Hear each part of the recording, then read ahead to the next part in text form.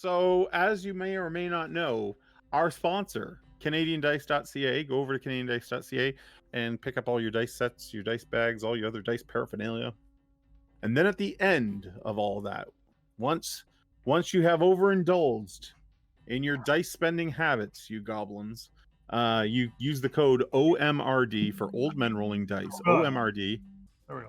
Sorry. And we just cut the knees off that order. We cut 15% off the entire order, 15%, and you walk away happy with a bag full of dice.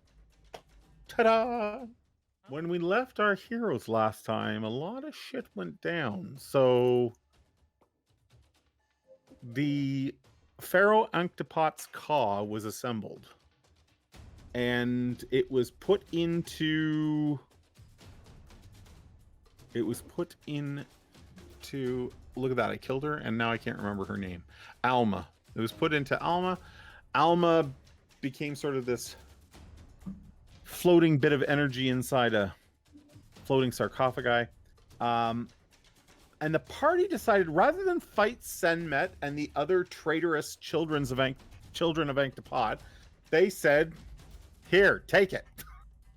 with the hope that the traitorous children of Ankhtepot would then send Kelmarine back to where it belongs, and in the lands of Katapesh, and everyone inside it, including those individuals from Muhar who had fled to Kelmarine. Then, the deal went down across the river from Kelmarine, and then Ankhtepot showed up. Or at least we can assume Ankhtepot showed up. There was a very big storm on the other side of the river. And now it is the morning after. You have had a long rest. The sun has risen. And the storm on the northern side of the river from Kelmarine continues to rage. However, Kelmarine itself has not shifted or unconjuncted. Thanks for the follow, Trevlix. So, tell me what the party's doing. You wake up in your home in Kelmarine. Everyone's had a rest. Bree had a little discussion with her mom, but mom's not around right now. And the storm is furious. I'm trying to teach myself how to play Creed on the guitar. Okay. So in what you believe to be a victory, Bingo begins to jam. Yeah. I like that. Give me a performance check. Oh shit! I don't even have my Roll20 open yet. I'm getting there. Hold on. When you get you are the dice man. You've got to have a 20-sided dice there. Yeah, let's roll this giant thing. Oh. Yeah. Oh no! Not the bowling ball of death. Give it a roll. Give it a roll. Oh Jesus! I almost broke my chair. 19 plus 3. 22. Then your practicing is coming along very well, and maybe some of you even awaken to Bingo. I feel like Bingo should play a banjo, but Bingo's playing a guitar. Yeah, no, it's like one of those sitars. Oh, it's a sitar. Yeah. We're getting fancier by the minute. But everyone has had a long India rest. sitar, is that the one I'm thinking about? That great big guitar that sits on your lap? Yeah. That's a sitar. Yeah. I had a grade 4 teacher that played that. So everyone can give themselves, whatever long rest would have afforded you. And so Bingo is practicing music. What is Gelhank doing this morning? Booby trapping my room. I'm sick of people showing up underneath the bed. It's freaking me out. Okay, I like that. How about Bobby? Bobby is woken up the next morning and he hates himself because he thinks he's hung out with the goody two-shoes people too much because they're rubbing off on him. He's really contemplating going back out in that storm and rescuing Alma. He thinks they made a mistake. Ooh, and he's starting to get his kit together. I did not see that coming, Bobby. Yeah, neither did Bobby. Okay. How about Smudge? making breakfast for everybody. Being the group mom, I think that's what you just said. Sure, why not? Making breakfast for everybody. Okay, fair enough. Making shawarma, right? With the garlic sauce. Can you have a breakfast shawarma? make Is there sure- such a thing? She makes sure that there's shawarma for Bobby. Shazzy, what are you doing this morning?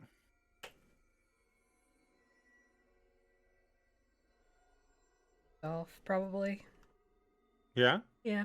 Can I ask who Shazzy's pissed off at?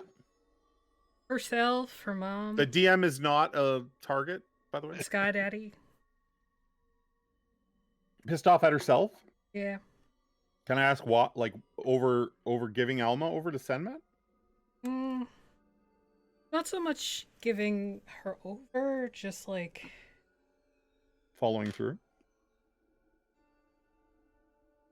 being backed into a corner. Okay. Yeah, I agree with you. I don't think there was. If Sky Daddy was there, he would say there was not really a good option to be had. Can you take me higher?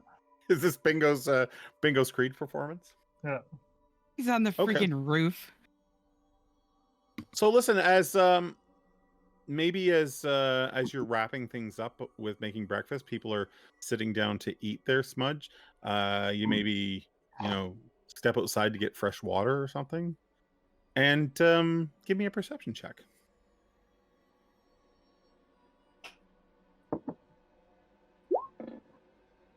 Yep. Excellent. That definitely tracks. Even with a 1, you rolled 10. Not bad. That's okay. So the party sits around and quietly eats breakfast, with the exception of Bingo banging on his instrument. It's awkwardly quiet.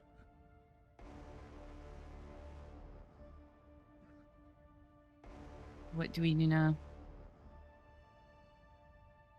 We just wait.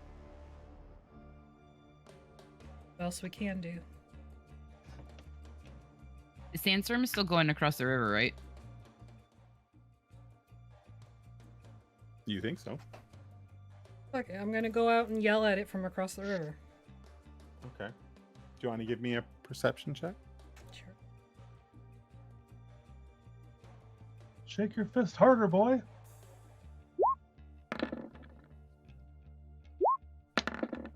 Not Okay. that it matters. All right. So Shazzy, your house is not far from the dock of Kelmarine that sits right on the river, and you notice that the river level is considerably lower than it should be. Like the banks have rolled back. If the river was 120 feet across before, now it maybe only looks about your ranger, maybe only 90 feet across.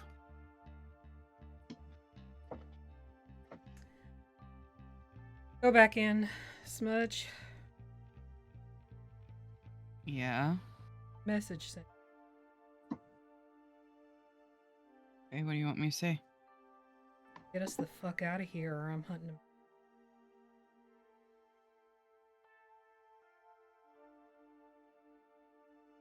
Message sentiment. Okay. Your sending spell does not work as there is no intended receiver. He's not here.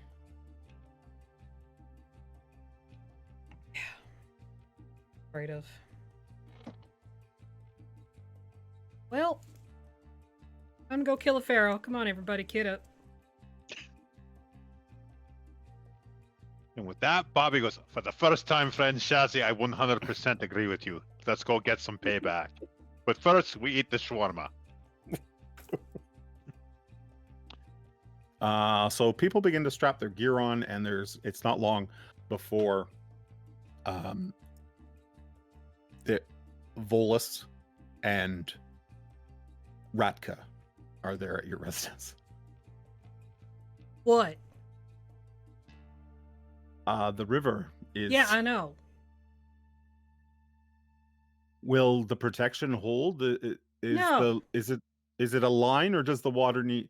Like Volus is like, does the water need to be in the river in order for Ra's protection to be maintained? Probably. Don't know, but either way, we're in trouble.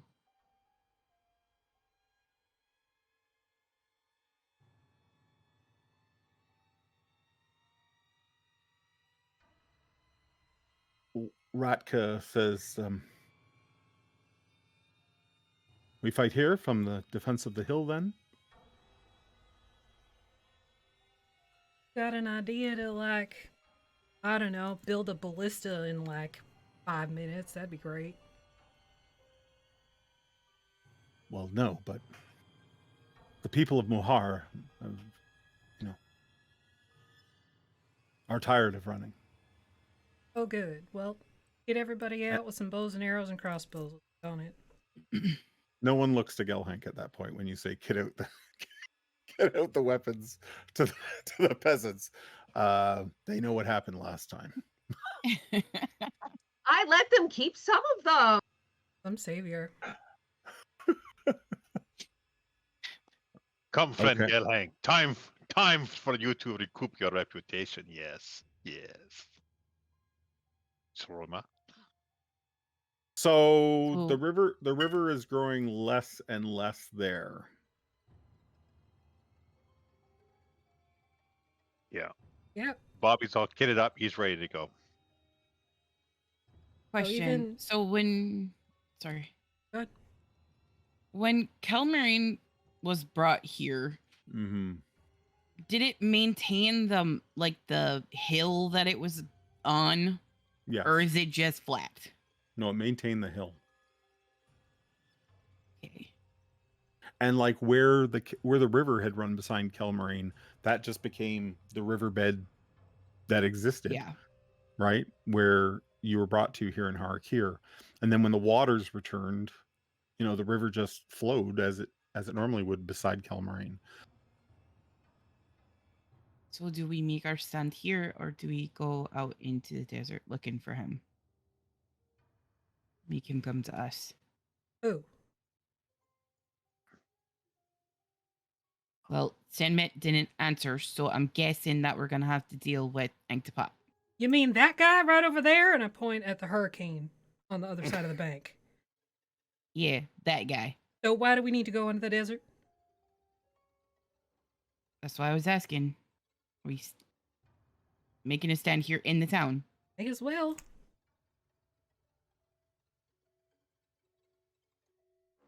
I think we should get everybody into the battle market or close to the battle market, and That's all the way over there. Well, the battle market's on top of the hill. yeah, because it's a height advantage. It's the high ground thing. Yeah, but from the edge of the riverbank, we're at least 120 feet from across the river, and most short bows can't make it that far even. Why don't we find that sexy Minotaur and see if he wants to help? I'm pretty sure he's not here. Okay. But if he was, No one has seen or heard from the Minotaur. He's probably sacked at least a few villages. Volus and Ratka both like the idea of using the battle market as a sort of a stronghold, which is kind of what it was used for. If the river's going down like you said, we get everybody up into the battle market and on the surrounding buildings with bows and arrows and whatever else we can fucking find around here, and then get ready because he's gonna come for us. Didn't we have our first big battle was in the battle market? Yeah, you got your ass kicked by what's his face? Oh yeah. I underestimated that, didn't I? Card Swan. Oh yeah, that was the first time I almost died. if we're looking for them Yep. to help us, because we're going to have to take this fight to the other side of the river if we have any sort of advantage. Putting them up in the battle market puts them what? 700 feet away? 1,000? Mhm. How does that help us down here by the river? My friends, might I suggest that we set up our initial battle positions at the river, but use the battle market as our final fallback position? I'm fine with that. Starting at the battle Hmm. market just gives him all the advantage to start pulling shit up on the way. Agreed. He can't cross the river, can he? The river is Right going now, away but the river's very fast. Oh, is that what you were shaking your fist about? Mm-hmm. No, I was shaking my fist at the hurricane across the way. To bring everyone up to speed, the river is going away. Hmm. Something the river is like going down. The river. Down by the So- river. we put the citizens in the battle market and we go down by the river, and then when we back No. up, right? No, we all Then, okay, explain start it, 'cause and I then don't fall understand. back to the battle market if we have to. Okay. Because having them 1,000 feet away doesn't help us nothing. Dear, can you push the map for Kelmarine back out to us? Sure. Please stand by. This is repaired Kelmarine. It's very Ah. blue. So the old map showed the other side of the river. There is some problems with Okay, this there we map. go. I didn't make it. The left side Here we go. may show the cliff as being higher above Kelmarine. That is not the case. Kelmarine sits on a hill, so all of these ridge lines are going down. And I blued out the other because this is all river, right? Up here. What are the big green guys? These are basically units of militia that can be raised from the people of Muhar and the people of Kelmarine. And then as far as important NPCs are here, we have Ratka, we have good old Dashki, and we have Volus, the cleric. Dashkey's still kicking around? I thought he had herpes or something. He walks with a limp. Oh, okay. He's probably not the most Okay, so efficient we got fighter. 6 units of militia and 3. So maybe we leave 2 units up here and bring the rest with us? Or 1 unit up here at least? Most of this lower area here down by the river is where the people of Muhar have been living. Because the population of Kelmarine had shrunk so much that they were like using the stuff up on top of the hill for defensible reasons. And then Muhar shows up and needs housing, so they're like, we'll take everything down by the river. So down by the river is sort of where the people of Muhar have been living, and up on top of the hill is where the people of Kelmarine. But there's been a great deal of mixing of houses and whatnot because everybody's getting along here. Where's our house again? This one right here by the river, right beside the dock. Here, I'll put you guys on it. This is your house.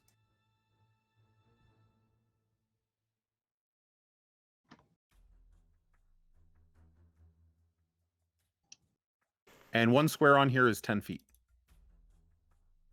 Not your regular 5.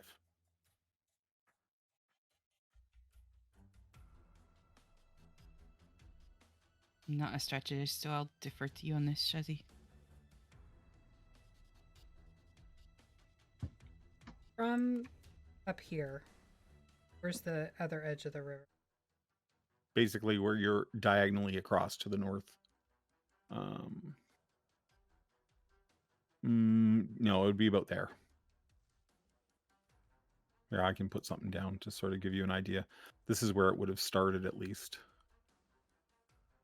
So sort of goes like this.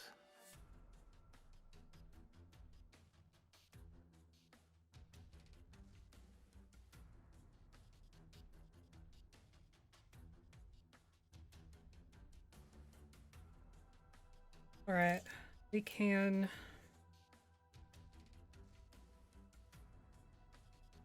pull 3 militia down here with us. The other 3 militia on the ledge up. Keep in mind there are more people here, right? The militia do not include just like Randos. They don't include like children and elderly that can't fight. So put most of the battlements up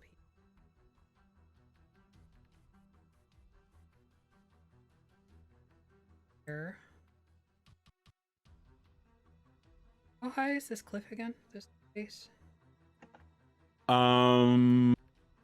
Maybe 50 feet or so.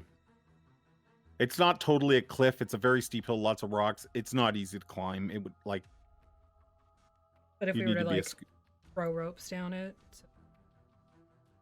so people pull a themselves up. yeah, you would need a lot of ropes, but yes, that could be done.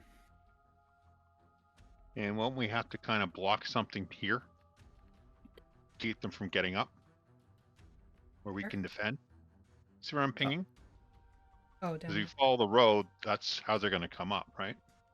I very so- much doubt that Ankhtepot's gonna go around the leisurely. Yeah. So I don't think they're going to climb. His Those that won't climb straight up 50 feet, he's just come around and come right up. He's also a giant Well, the fucking other- hurricane right now, so he can probably just fart his way up. and the other thing to remember is that his things came right out of the sand, so they could, in theory, just do that up there too. Well, it's a good thing this map is covered in grass. I think we'll be fine.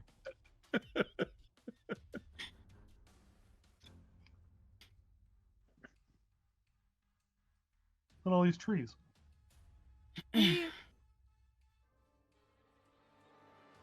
We know if the dead tunnels. The labyrinth? No, you're not sure.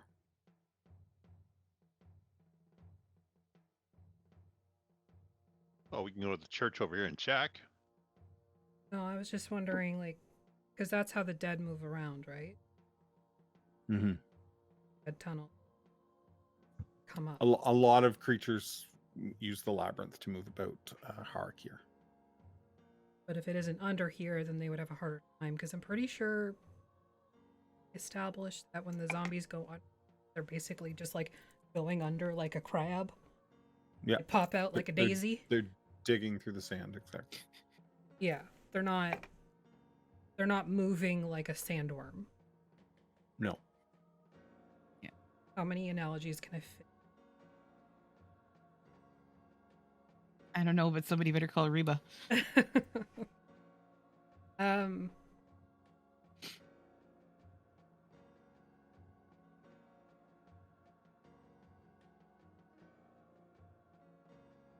So we can set up some like rope ladders to help us get up those of us that can't. i.e. Those everyone of us. I was trying to be inclusive. But it'll help you guys get up the hill. I'm really tall right now, so I can probably jump.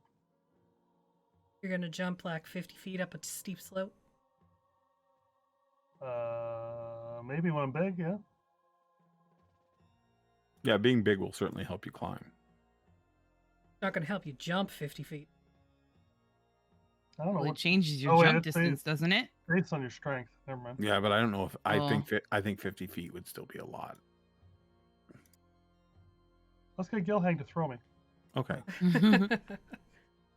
I'm not saying that wouldn't work, but Toss me. trust me, you'll have to toss me. I would ask Bolus probably Yep. if they have any extra healing potions around, anything that would help, because this is going to be a fight and it's No, he does. It's He not gonna does be great. not. He has his spells, of course, but living here has not been easy. He reminds you, and lots of Yeah. those sorts of things have been used somewhat regularly here. So they are kind of tapped.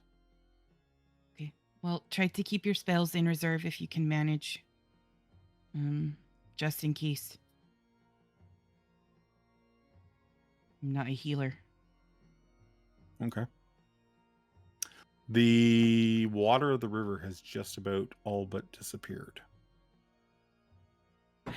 All right. So we're gonna start down here with two more militia. Pick the other militia.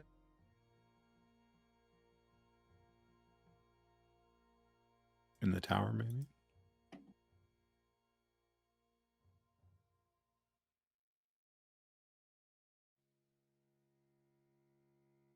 Okay.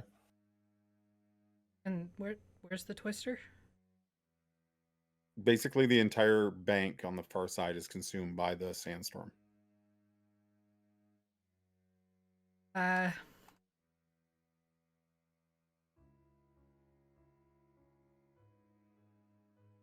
primeval awareness? You really want to know? Kinda. So give me a list. Give me a list of what you detect again. Sorry. Undead, celestial, fae, fiend. Okay, so there is no fae. There are no fiends. There is just there's probably half a dozen elementals within range of your Oh, and ability. aberrations. No aberrations. So maybe half a dozen elementals in the area, and And dragons.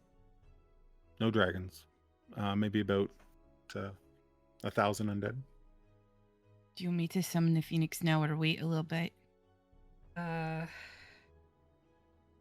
do we know if you summon it, is it like right away, or is there like, I don't know, 6-round wait time? It moves at the speed of plot.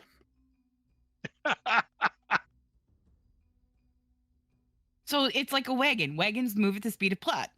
Fair. I don't know So what does, that means. long travel. Good. You're not sure how long it will take the phoenix to arrive.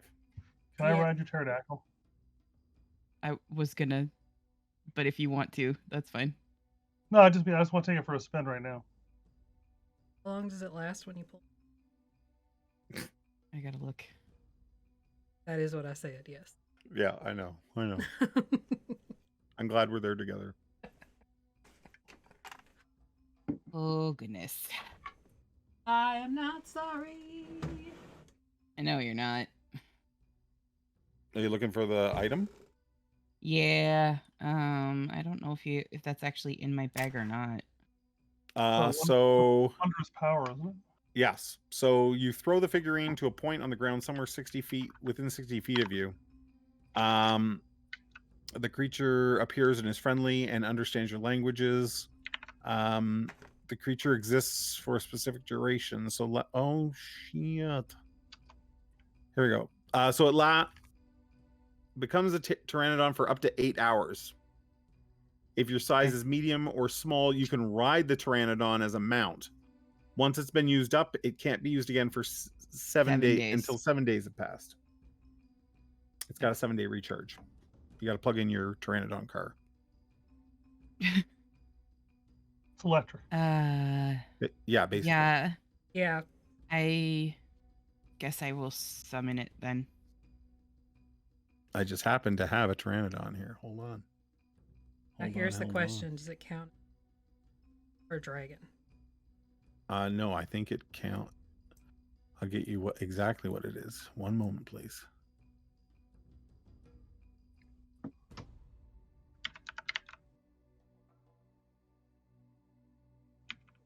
This creature counts as a beast. It has 13 hit points and it flies at a speed of 60. The Pteranodon does not provoke attacks of opportunity when it flies out of an enemy's reach.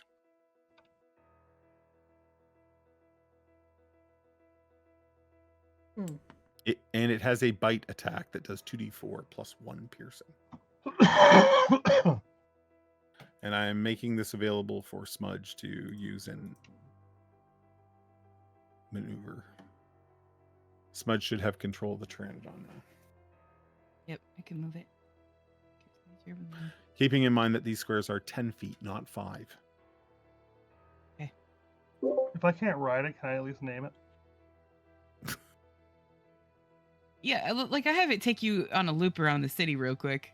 Okay, cool. But also, what did you want to name it? I know we talked about this. I kind of like Terry. Not naming it Terry. Terry the Oh. Pteranodon.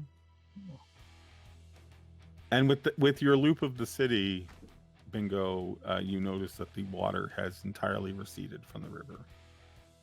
I don't notice that at all. I'm just like, wee, Terry, Yeah, the whole time. do a barrel roll. Does it come with a saddle? No, you just ride it. You bareback it. Oh, jeez. I know in this day and age who barebacks it, but I'm just saying. As dear Terry returns with Bingo, the water of the river has entirely receded now, and the storm across the way takes the shape of a great face. Oh no. Oh man, he's gonna emotep us. Let's count how many times Jeremy steals Emotep stuff today, shall we? In Bryce! fact, let's Does this give me a chance to die gloriously? Then I'm in. you're like the old I Aha! love that guy. I should um, have died in the First World War. okay. Yeah, check out this token. There we go. There we go.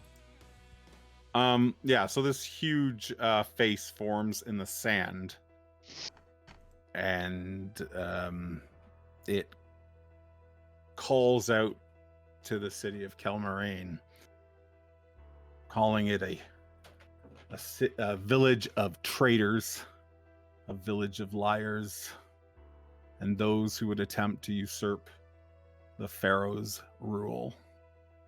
Quit being Those- a I want bitch. to go home. Those who would ally with my traitorous children. At which point, there is a great surge from the storm, and all of Kelmarain is plunged into darkness as sand rips across the building tops. You do your best to cover your eyes, and you maybe have about 30 feet of vision. I summon the phoenix. Okay, so you're gonna call the Phoenix now. Yep. Just in case Okay. he's got a couple of seconds before he gets here. All right. I like that. I like that. Is anybody else doing anything right now? I have Shazzy and Smudge in the tower by the river.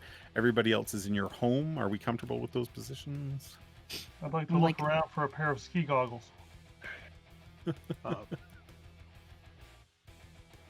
Bobby's gonna go move and be with the militia over here. Okay. Bobby, although the sand like stings any skin that is out in the wind, the sun is no longer here. So I'm no longer at disadvantage. Awesome.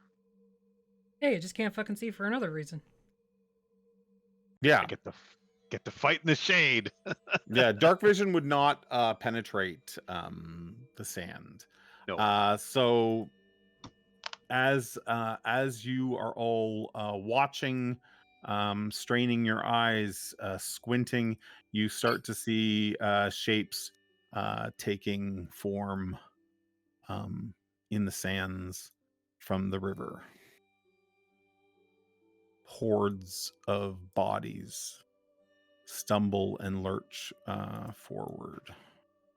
Can I quickly try to make some ski goggles for myself and Gelhag? Out of what? Saran wrap? You're not a mock pock or whatever with your tinkering true. abilities I here. can't scrounge craft. No, you can't. So so we're gonna roll initiative right now just to keep this thing orderly. I'm not sure it can remain orderly, but good luck with all that. Hey, quit stealing my roll. You stole mine. I rolled first. That's fair. Did we roll the same thing? Rolled one less, or one more than you did. Hmm.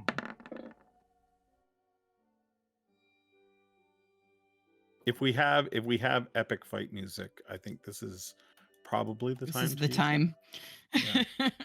Don't worry, know. I got it. Okay, thank you. Are you sharing it somewhere or no? Okay.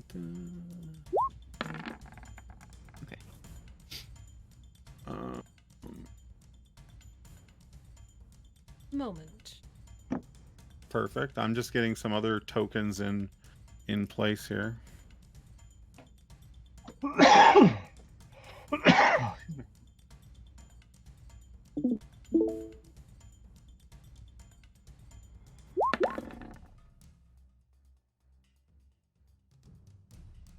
Okay.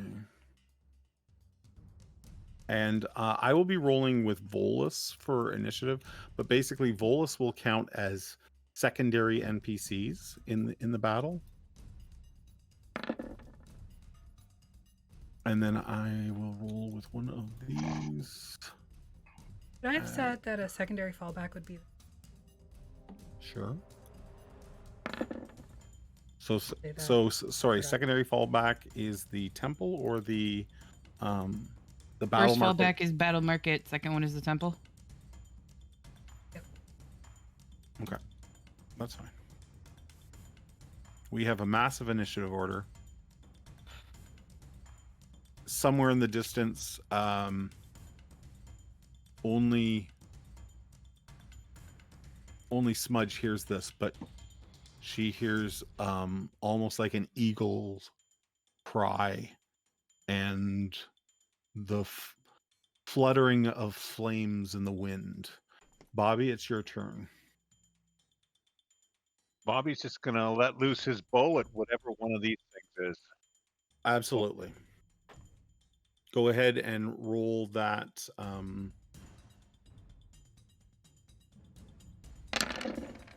Bobby, I do have to move you forward for you to see them. So I don't get a sneak attack, but I do get 8. I just rolled a 26, and I got 8 piercing and 6 poison, which I'm sure Okay. they're immune to poison. Is probably just only 8 points of damage. So your arrow flies out and into the masses, and you can't even tell if it puts someone down on the ground or not. But you certainly hit. You feel like it hit something. It had to. There's so many of them. As this wall pushes towards the coast, Volus and the other NPCs, they can't see anything up on the ridge, and for now have the militiamen and women there hold. The militiamen down along the river begin to loose hails of arrows into the oncoming dead, and you see a few of them fall. Gelhank. Do I hear stuff going on? Yes, definitely. Do I have goggles?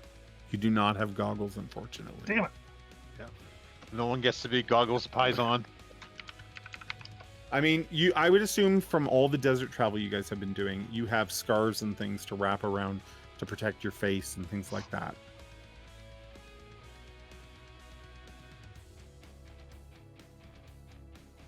Okay, I'm gonna stop right behind Bobby. Okay, and I'm going to put an aura around Gelhank because the people of Kelmoraine think so much of her that if a militiaman touches the aura, that group will fight stronger. Amazing. Okay. I'm gonna bonus action rage. Mm-hmm.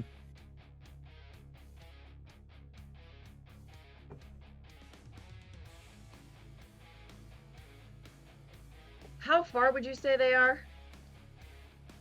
One square is 10 feet, so from you, the line is about 40 feet out. So you can't make out quite individuals quite yet, but you can just sort of see dark shapes moving in the sandstorm.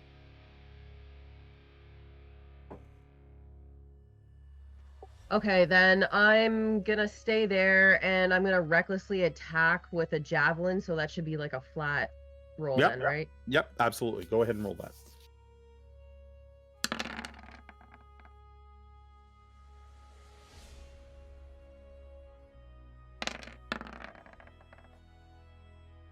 So you snarl and growl and you fling your javelins out at them. And again, just like Bobby, you're sure you hit them. And you might even see one of the shapes fall as the javelin strikes it in the chest, especially this one that did 11. But that wall of sort of skeletons and zombies continues to push across the sort of the soppy, wet sand. Gelhank? Pardon me, Bingo? So I'm going to not be muted first, and then I'm going to come out the door and curse myself for not being able to build goggles. You throw down a couple cups, like it's Yeah. just not working. Yeah. They're actually wooden mugs. They have wooden bottoms, but what does Bingo know? I will enlarge myself. Nice. So even though one of these squares is 10 feet, so you would now take up that full 10-foot square. Yeah, I'm a big boy. I am then going to drink a potion of necrotic resistance. I like that for you. And if I can... Does that last give- for an hour? I think Yeah. it lasts for an hour. Yeah. Yeah, it's an hour. Can I give somebody something, or am I out of actions? No, what would you like to give somebody? I would like to give Gelhank a potion of speed. Okay, so just move yourself over beside Gelhank, Oh, and you drink the potion of, and she's enraged, like just hucking javelins out into that storm, and Oh. you're like, take this. I'll just hook it. I'm just gonna hook it onto her belt. Okay, nice.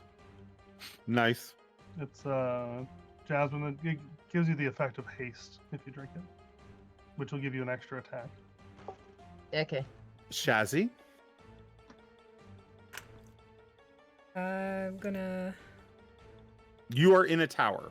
Yes. So you and Smudge are getting a +5 bonus to armor class, assuming that you're using the tower's battlements to protect yourselves.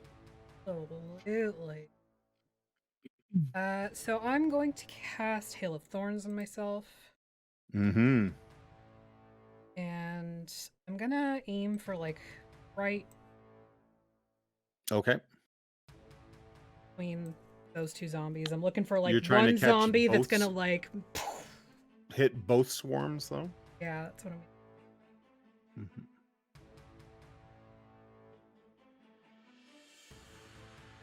How close together are the swarms? Consider that an entire wall. Like it's just looks like It's one just a massive solid wall. swarm. Okay. Mm-hmm. We're dealing a little Horde rules. well, I just want you to use some sort of theater of the mind here. We're using a couple tokens so you guys have some sort of idea of where they are, but their numbers are really innumerable at this point. So Hail of Thorns, Natural 20.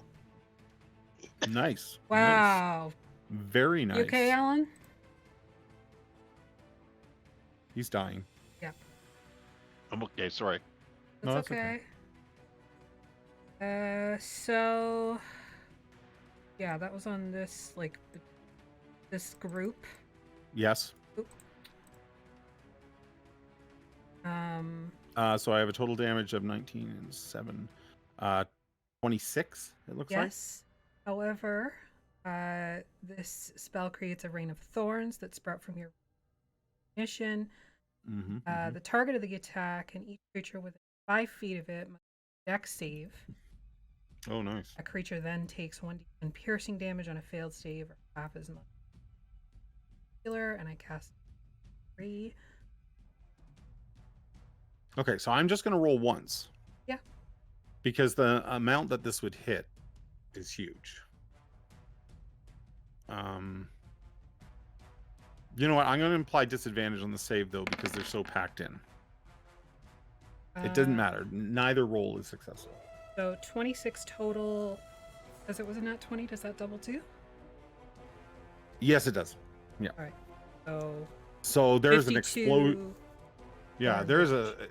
yeah, you see your spell go off, the arrow hits the target and just explodes, and there is like just a huge pocket of unfilled space there. And I'll just take as a it pot mo- shot at something. as it moves closer and closer to the shore. That was lagged. 25 to hit 1 for another. Okay, that definitely puts it down. You see it fall.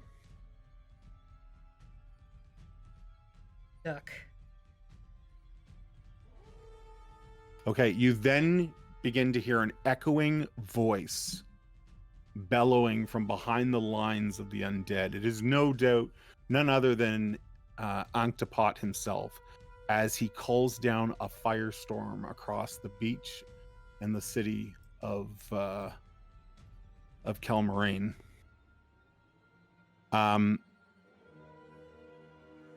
My 3 heroes along the beach are going to be struck by this. You guys are going to need to make saves for me. Though the 2 in the tower, Smudge and Shazzy, you are not going to take any hit from this, but your building is immediately lit ablaze. Firestorm, just so we know the spell, encompasses a massive area.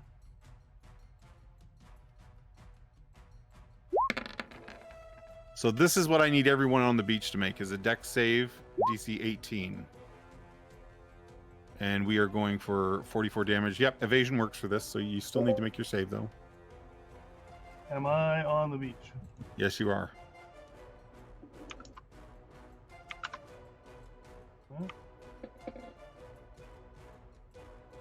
Sorry, is it a deck save we have to make? Yes. Whoa! I'm gonna use Indomitable. Absolutely.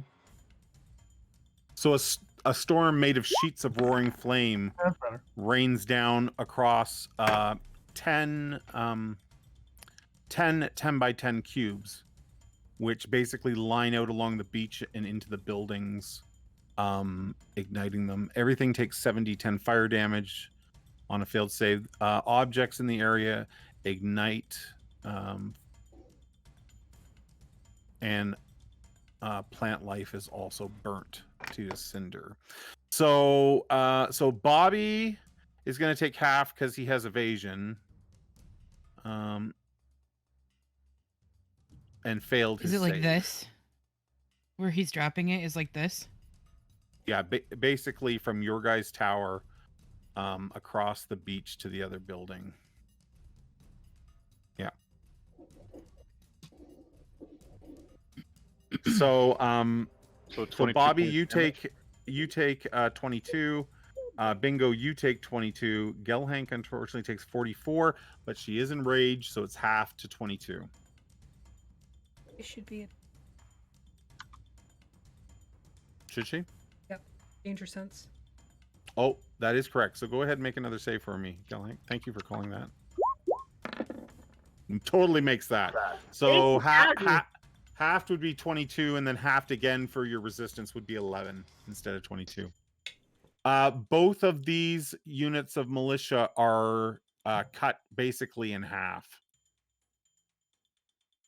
by the explosions and the fire that rains down. And we have fires now raging in this building, and in this building, and in this building.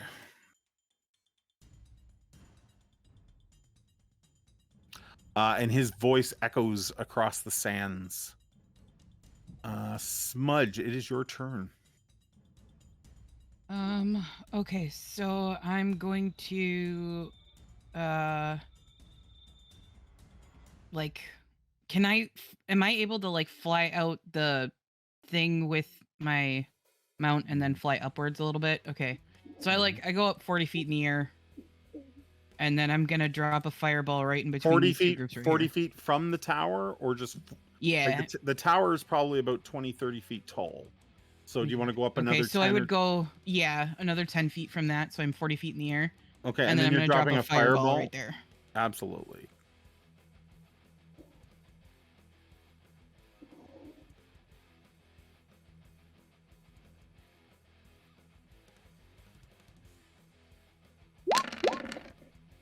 I'm not going to say they make the save on the well, actually, it's about the same size as Shazzy, so I should give them a save.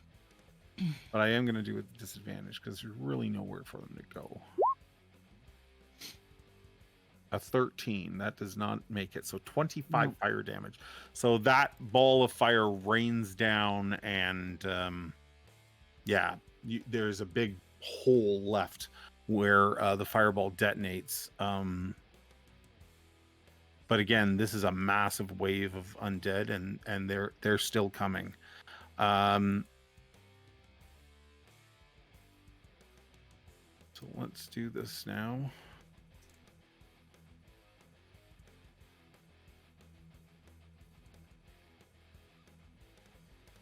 You guys see the shapes of 2 sphinx fly onto the ridge above, and the cries of men are heard as they begin to tear into the ranks of militia there. So they're not super happy fun sphinx. No, these are the 2 gypso sphinx that you saw in Ankhtepot's throne room way back when Bingo died.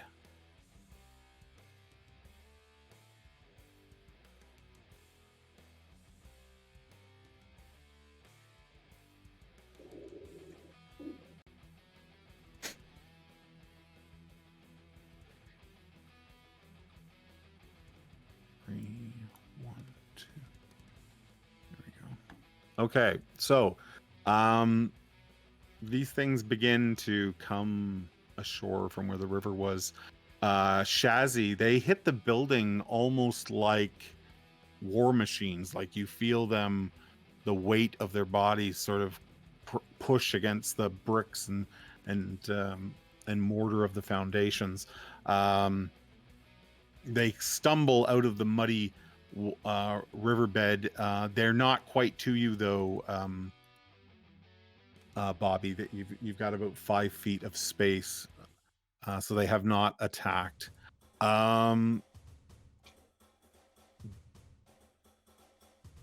of the round, you see a blazing light above the battle market as the Phoenix flies in, even through the sand and storm. Ra's Phoenix like burns as bright as the sun. Your vision would go up to about 40 feet now, as its light pierces even the most powerful storm that Ankhtepot can summon. But his movement finishes him here above the battle market, and I'll let you direct him on the next round, Smudge, as to where you'd like him to go or attack. Bobby, what would you like to do? Bobby is going to, since I'm still out of combat, I'm gonna move back, and then I'm gonna fire my bow and arrow into one of these guys, then move back my full 30 feet. Yep, which would be and 3 just tell squares everyone in to here. start falling back. Just tell them to fall back with me and keep them at distance. So You call for the militia to fall back? Yeah, start falling back, like the fire and movement. Yep, absolutely. Go ahead and make your attack. So again, it's 25 with 10 piercing. I mean, there's no poison and no sneak attack. Okay, hold on a second. Okay, and I'm gonna move. And then you move 3 squares. Yeah, so I can't really make that out on the map. Let's see here. If you use your arrow keys, you can just literally do... Oh, I see it now. Okay, so 3, where am I? I'm right. There I am. I'm gonna go back 1, 2, and 3 to there. Looks good. Is that Looks 3 good. or is that 4? I think that's 3. No, I think that's only 3. Okay. One. So I'll Actually, I fall think back that's for- only 2. You can go back 1 more. If you choose. Yeah, 1 more. There we are. 3. Okay. And I guess as my bonus action, I'll try to hide in the shadows, if there are any. All right. I roll Yes, please give me a stealth check, because you're hiding. 25. 25. Pretty good. So in amongst the blowing sand and that, you fall back and hide. Each of these NPCs begins to attack one of the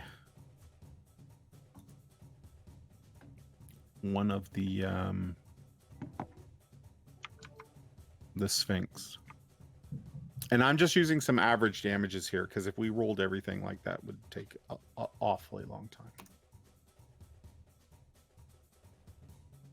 Needless to say, that Sphinx has been damaged this turn from Volus, Dashkey, and Ratka.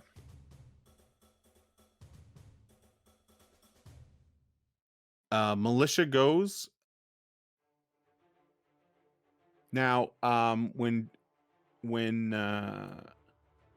so here's the deal. When Bobby yells for the retreat and runs back, the soldiers don't, the two militia units by the beach here do not have to retreat as long as they stay within that 30 of Gelhank. Like they're not their morale is boosted and they're holding strong even with their losses. But is Gelhank telling them to fall back as well, or Guys, move back. okay? There we go. All right, so they begin. Telling them to run away. I was just telling them like just to. No, I fall understand back that. and move I them, understand that.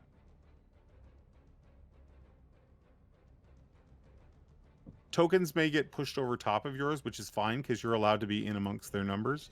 If you need help moving a token that's sort of stuck, please let me know. I'm going to say they fall back to there. Okay. They fire their bows again and then fall back to this position here. And let me adjust the horde's hit points here.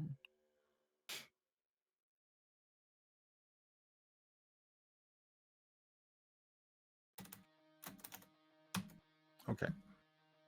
All right. Which brings us to Gelhank. What does Gelhank do? I am going to recklessly attack and shoot these guys and then also fall back.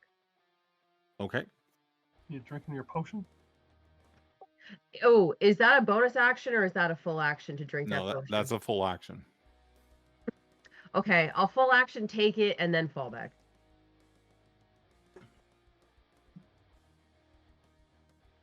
Okay. If you want to, because you've taken that now, I think your movement is doubled. So you can move. I think it's Even it's just it gives you an action. I looked it up. even It gives you an action and it gives you 2 AC. It doesn't say anything about movement speed. no, I thought it adjusted movement. I don't think so. Haste. As the spell. No, it gives you an extra action on your turn that can only be used to take a single attack or could be used to dash. Oh, okay. Yeah. So that's an option. Oh, it does say that. And the target speed is doubled. So, yeah. It does. It says the target speed is doubled, gains 2 AC, and has advantage on dexterity saving throws. Yes. Yeah. So, there you go. Yeah, I was wrong. Okay, so Gelhank falls back. Bingo. I will also drink a potion of speed. Okay. And then I'm going to jump up onto the roof of the house. All right. How far is that to here? It's a 50. Well, now that you're on top of the house, you want to try to bridge the gap? I want to try and jump over there like a. Can I ask what your strength is when you're enlarged? 8. Maybe if you get over here. Okay. I was going for more of a speedy kind of dexterous. Yeah, like jumping. parkour. Or So why yeah. don't you give me one acrobatics check just to make sure that you leap to the top of the house and then run across. Yeah, I like it. Acrobatics. 27. Yeah, absolutely. So what would your total movement be, Bingo, with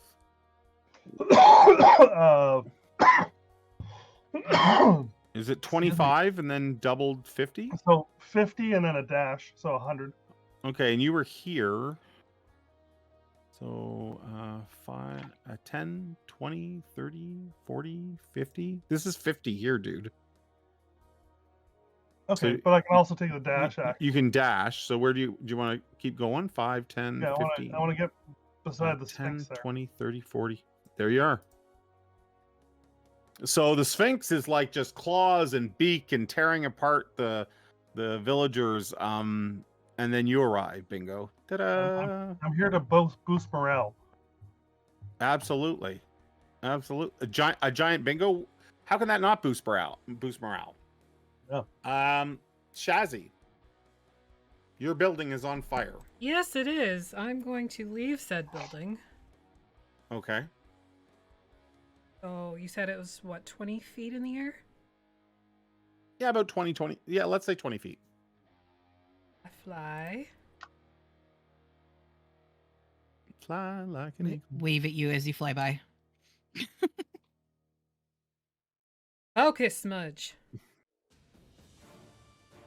Focus. Never get to do this. It's great.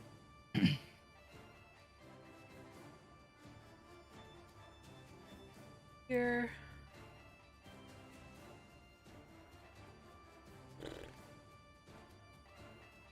Yes. Mm-hmm. Mm-hmm. Yep. As you do. Hail of Thorns again. Cool. Or these. On to this group or the main group? Same as area. before. Yep. Repeat the process. Yeah. Okay. Give me a roll to hit with that. That's a hit. A million. Million looks good. Okay.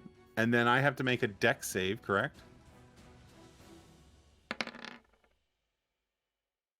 7 more damage on top of that.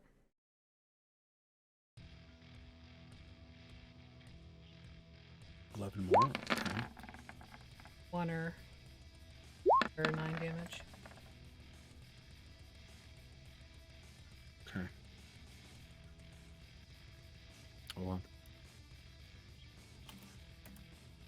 Okay.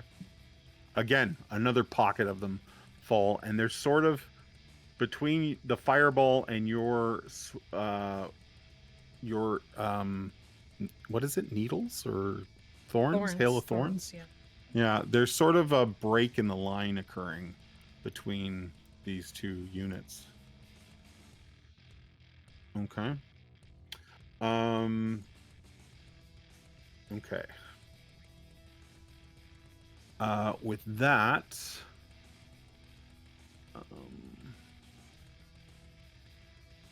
we're going to have.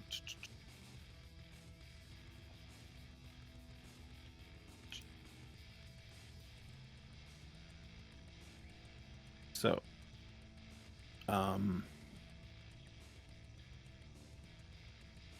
Ankhtepot moves forward through his masses as he looks furious. He is not a happy camper as he comes ashore here with his troops now. I think your stream dropped. Oh, that's okay. We'll get it back up. Are we down? No? Oh, okay. No. Just fill up from what I can see. Okay. Okay. So, can we see that black sort of disc around? Fortunately. Okay. So this extends 90 feet off of all sides of Ankhtepot. And it is, this is a negative energy aura. Ankhtepot surrounds himself with an aura of negative energy and can sense the caw of other living creatures in the aura, gaining knowledge of their health, their current hit points, any conditions they are suffering, etc. Additional, any living creature within 90 feet of him cannot regain hit points. Jesus Christ. Good thing we run fast, Gelhan. Yeah. Yep. So he comes out like that. He then breathes a 90-foot cone of locusts as he comes ashore. Of course he does. I told you there was going to be a lot of Imhotep references. That's what we do here. So 90 feet from him.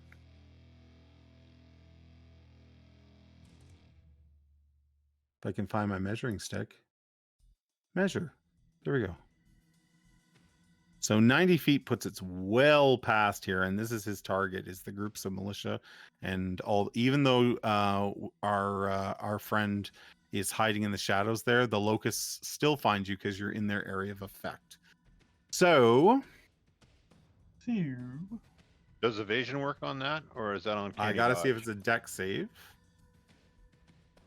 This is a dexterity saving throw, so go ahead and make that dex save. DC is dexterity DC 18.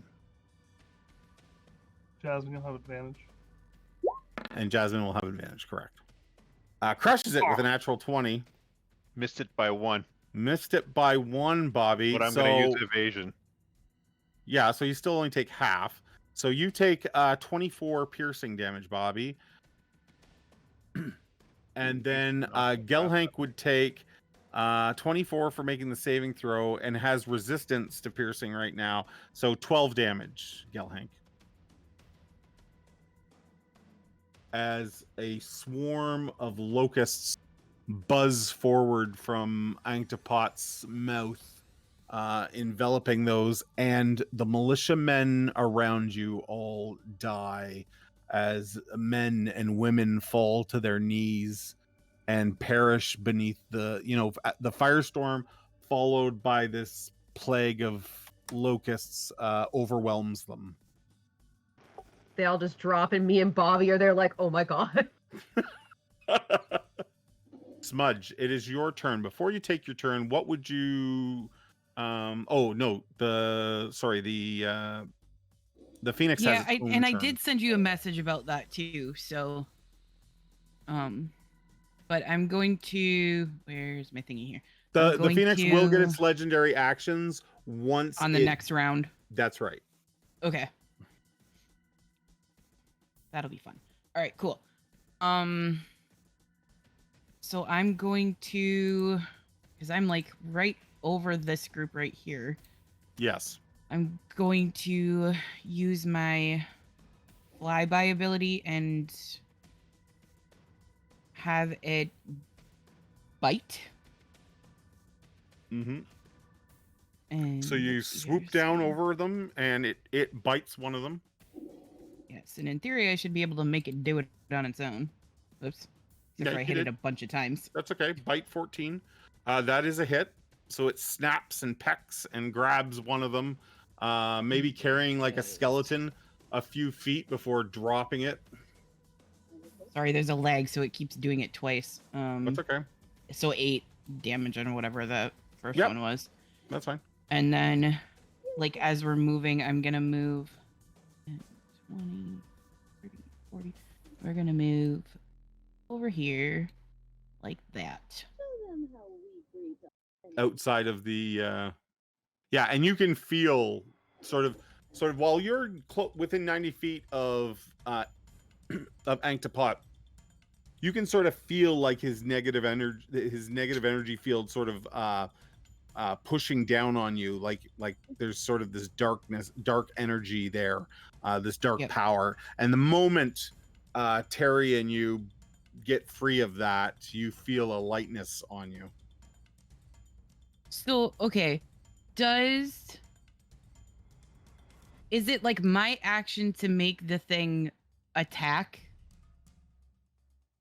No, or does it have a thing and then I have an action too? I'll let you take your own action. That's fine. Okay, cool. And then once we get over here, I'm going to hang on a second here. These guys that are up here on the cliff, the what the hell do you call them? The Sphinx thingies. Yeah. They're going to, I'm just double checking the range real quick. Perfect. That guy's on my range. So this dude here, I'm gonna try to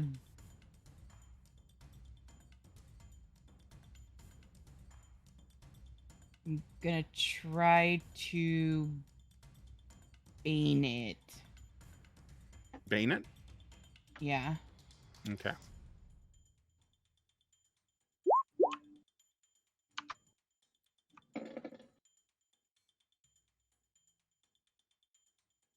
It's a charisma save. I got a 15. That fails. Okay, so 'Cause it my, has, yeah, my DC 16, so yep, it fails. okay, so it has Bane on it. Great, good job. Anything else? Nope. Okay. Were you in range to be targets? I can only get one of them where I am. Oh, okay. What's the range on Bane? 30. Yeah. Yeah, only this guy. Unless if I go This wait, one's if I at go 40. here. Yep. If I like flew here instead, would that reach both Sure. of them? Sure. Is that still the same distance? Yeah. You want to do that?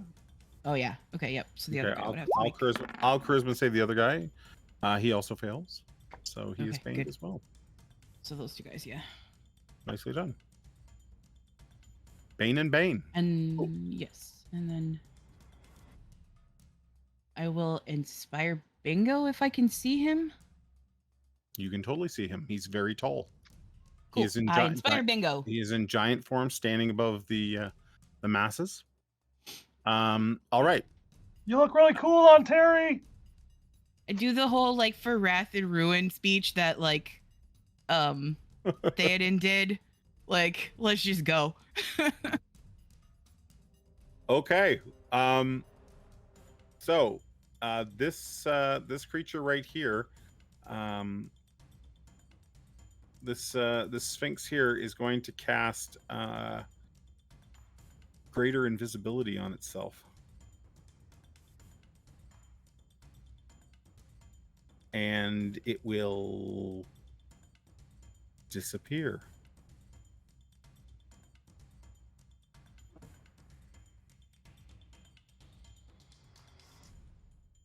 And this one beside Bingo sees Bingo coming and casts Cloud Kill.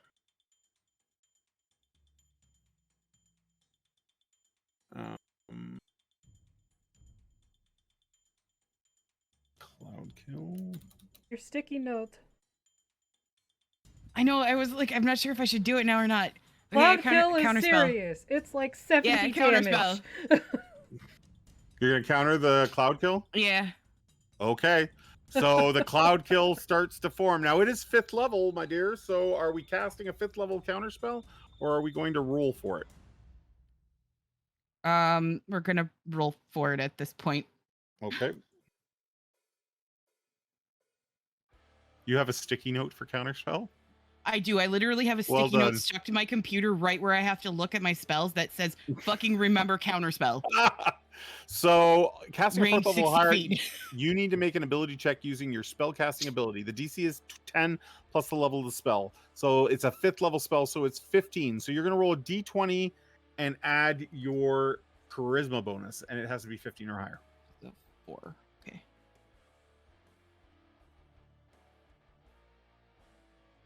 So it's that plus 4. Nice! You counter it. So the Cloud Kill does not go off. Which is probably a really big deal, actually. Artemis is getting sweaty. Yeah. It's sweaty time. These hordes. 1, 2, 3. 1, 2, 3. So the wall moves kind of like that. 1, 2, 3 as it tries to. And this part of the horde breaks off. 1, 2, 3. 1, 2. Okay, so the horde has kind of split here. There's still the main force here, and there's another good chunk of it smashing and roaming through buildings further to the north of where you are. So now it is top of the round. What would you like the Phoenix to do? So the Phoenix, so you know, flies at 120 feet. So it moves 12 Yeah, square. I've got this stat block here. If that's the stat block. It is a using. straight stat block of a Phoenix, correct? Okay. So it's gonna move like, okay, you said it's over the battle market, right? So Yeah, the token is there. Here, I will give you control of this token as well, as if you did not have enough to do already. But if I can distract you from your counter spell, then I feel like my job is done here. So let me do this to smudge and smudge. There we go. I have saved that. Okay, you should have the ability to move the phoenix now if you'd like. okay, so he's gonna move. Let's see.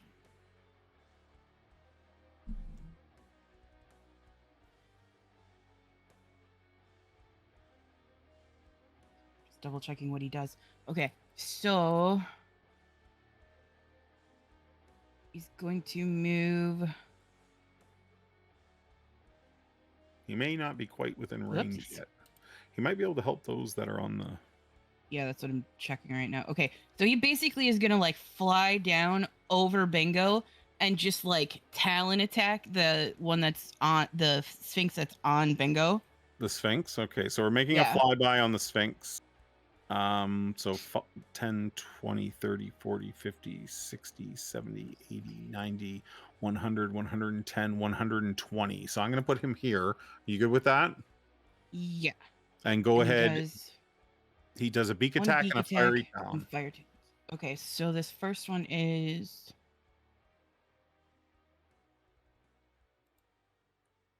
Oh, that's not what you want. So it's that plus 13. Yep, so that's a hit. So And dirty roll 20. again. Yep. And then, okay, Here, so I can do this for you. So it bites. Okay. Yep. I won't take the hit away, but we'll just see what it gets here. So we have the beak, and then we have the fiery talons. Yeah, nice. So Both both of them hit for a total of 33 fire damage to the Sphinx, who is not fire resistant, I might add. So that's a lot of damage. All right, great. It does have legendary actions which can be triggered. Okay. Yep. I'm looking at them. They go after enemies go. Bobby, go ahead. You and Gelhank have a horde of zombies and skeletons moving towards you. I am talking hundreds, and somewhere in that mix is Ankhtepot. Yeah.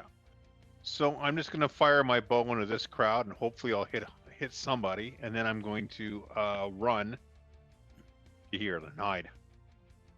So let's just fire my bow, just because I can. So 28, it gets 11 piercing. Oh yeah, so you And- fire it in, you see a zombie take it right between the eyes and Yeah. sort of down on its knees and then down into the sand. And I move 1, 2, 3 into here, then hide in the shadows. Yeah, go ahead. Where's stealth?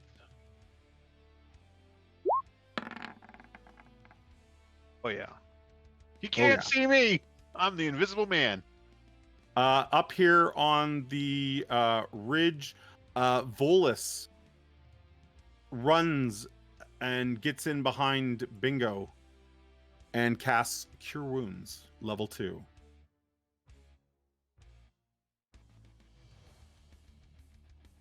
And this will be at +3.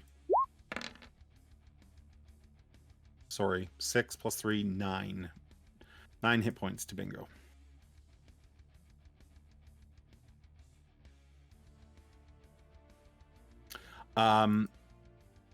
Ratka and Dashki use ranged attacks on the Sphinx.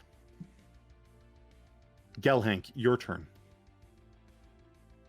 I'm going to bonus action throw out my dancing sword. Nice.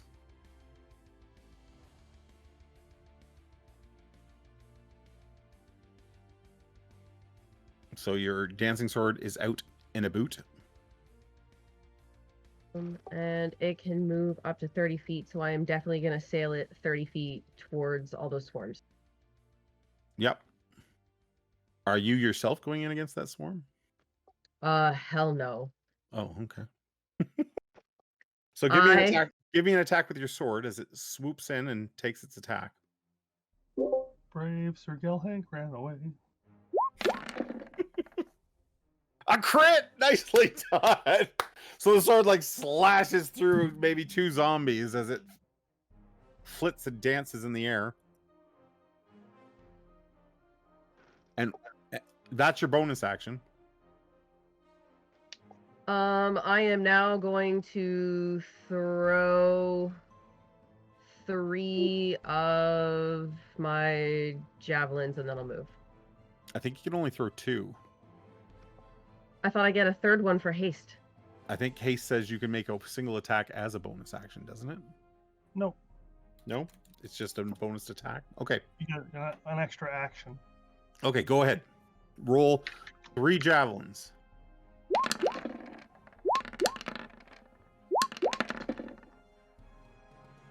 Wow. So the sword flies out and then this hail of javelins comes in behind it. Let me total up that damage. Hold on a second. Okay, there's a pin cushion of zombies there. Now, how the hell did you get up there? I am now Am I in combat with them or can I run? No, you can run. Okay, But yeah. I do need you to give me an athletics or strength check to sort of parkour up the buildings with your movement. Because you normally move 40, right? So you would be able to move 80. So we're talking, there's about, that's 20. So from here, 20, because you're going up, 30, 40, 50, 60, 70, 80. Yeah, but I do need an athletics check because you are making a couple jumps in that movement. So There go were ahead and... ropes. We put down ropes. Get up the cliff. Oh, What the okay. hell? Well, she'd still need to make an athletics check to climb, and we're giving her advantage because she's raging as well. She'd get advantage from the rope to climb.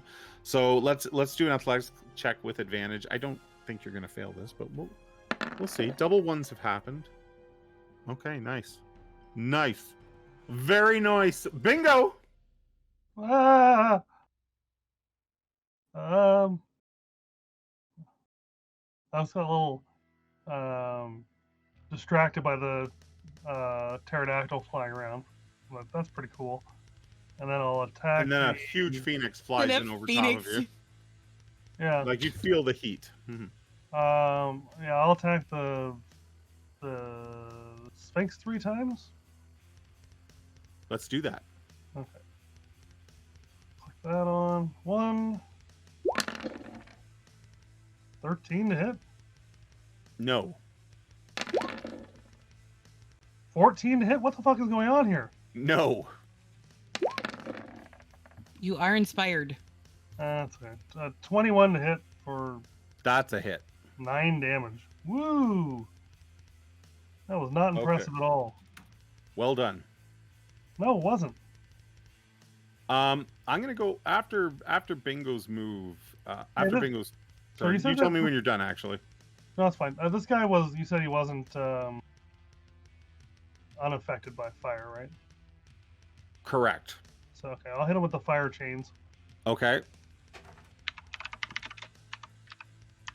This is the Sphinx, right?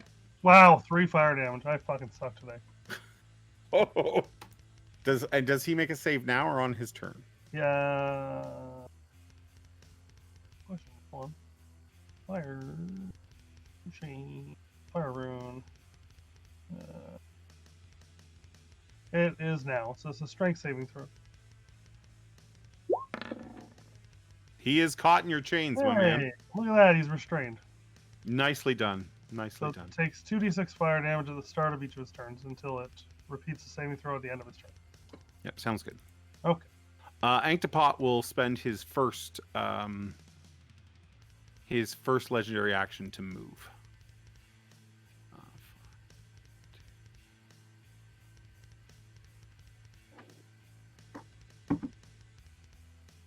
Shazzy, your turn.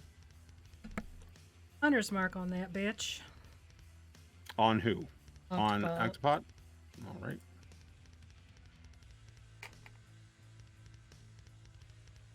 And I'm like 20 feet above this horde, correct? I think you said, well, the tower was 20 feet up if you Yeah, I just maintain the kinda height of went the tower. like- Yes. Yeah. Fuck it, I'll take a couple. Fucker.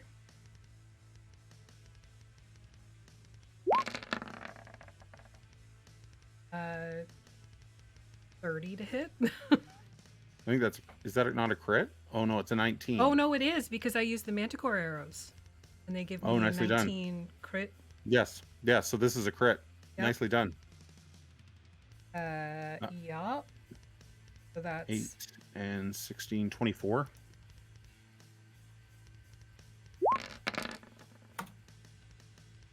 $22 or 14.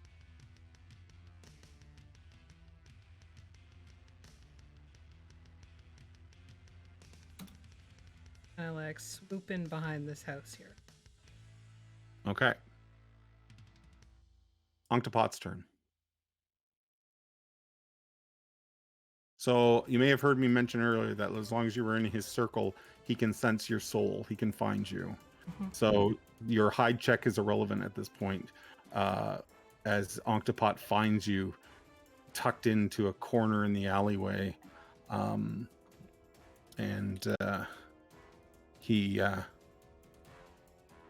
he's going to use his dread glare on you first. So you need to make a wisdom save, DC 18, or you'll become frightened. If you fail by 5 or more, you'll become paralyzed. Wisdom save? Yes. Okay, so you failed by more than 5. So he paralyzed. then reaches out to touch you, and this will be with advantage. A 25. Oh yeah, that hits. He does 26 necrotic damage to you. And Bobby's down. If and then you must succeed a DC. If the living creature has 25 hit points or less, you must succeed a DC 18 Constitution saving throw, or you will die. Oh really? Because I'm down to -1. So Or if you're, let me double check that. If you were after taking this damage, it must be or die. Yep, you make it so there will be no death saves. It's a con save DC 18 or higher, or you Second are wind dead. on Second Bobby. wind. So Bobby, go ahead and add your second win. Unfortunately, that you're gonna have to roll really high to get above 25 hit points. Go. I'm not gonna allow another second wind in on this though. I gotta He roll a gets his one. second wind. Okay. Yeah. What's So 2d10. Okay, where are the dice? Well, like, it won't matter then. 2d10 will be up. Well, Oh is yeah. that- we'll only take- How many hit points was he at? So, oh, is it 25 when I got hit for 26? So that brings you to 38. So that has So me. so 38 hit points, and then you suffered 26 damage, which takes you to 12. Mm-hmm. And then I need you to make a DC 18 con save or die. There we go. Does he make it? Bobby's dead. So, in the That was fast. shadows of the alleyway, Ankhtepot grabs Bobby by the throat and lifts him off the ground, and we see Bobby's body in the shadow shrivel, crack until it just falls to bone in Anktepot's hand.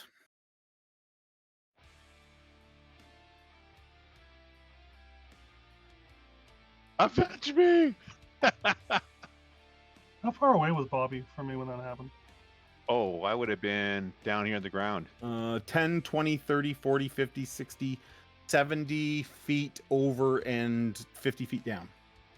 So let's call it 90 feet. I don't think my ability goes that far, but I'll check. No, I'm done. Hold on. Because I do still have a reaction. How far is Ankhtepot from me?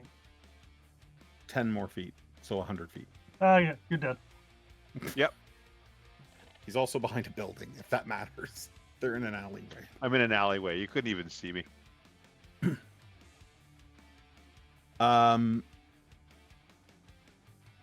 Moving on to Smudge. Okay, so the Phoenix is gonna take one of their legendary actions to peck this Yes. Sphinx right here. Yes, I will roll for that. It rolled a natural 1, unfortunately, and misses. Of course. Moving along now to the Sphinx. This Sphinx is restrained, right? So it. Sorry. That was the Phoenix's legendary action. I didn't go yet. Yeah, that's correct. Oh, sorry. Did I skip you? I'm sorry, Smudge. Go ahead. Yeah. Okay, so I'm going to also look. So okay, so not calling this thing Terry, but it's going to do a flyby on the Sphinx as well, and so it's restrained. So I get advantage. Yes. Correct. On this one here. So wouldn't the Phoenix get advantage too then? Yeah. Oh, I'm sorry. You're absolutely right. So let me roll again. Good call.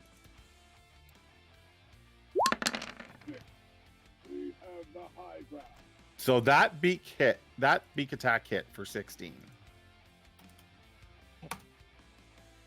I'll Okay. also do a flyby then with a 14 to hit. Okay, so sorry, you're doing a flyby like this? Yeah. Okay, so that's 30 feet Did of it? movement. Yep. Roll to peck This at it thing with your beak. this thing can move 60 feet, so Yes. So go ahead and peck yeah, at okay, it. so 14 to hit then with That does not hit. okay, and then we're gonna But move. it should also get advantage because the target is restrained. Oh yeah, yep. Okay, so we'll try that again. Bingo's got this thing locked down. No, that is still a miss. So now continue its and then- movement for me because it has to finish its turn. So it gets 3 more squares of movement. It's gonna go. We're gonna kind of like swoop back. So 10, 20, 30. So we're like right at the edge then. Yep. And then. And how high up are you? Sorry. Like, you would we have would've had to come to had to- 50 feet. Yeah. Yeah. 50 feet. Okay, good. And then I'm gonna. For Smudge, they're going to. Where the hell did my spells go? I'm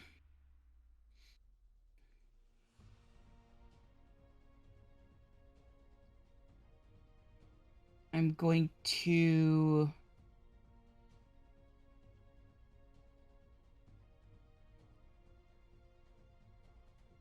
I'm gonna throw a spear at it. I'm gonna throw my regular spear at it. Okay, go ahead and roll to hit.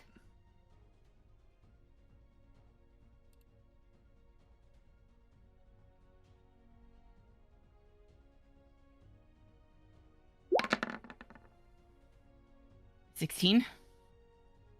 No, but you do have advantage because it is restrained. Wait. Yeah. No. 16. No. So your spear flies wide of it.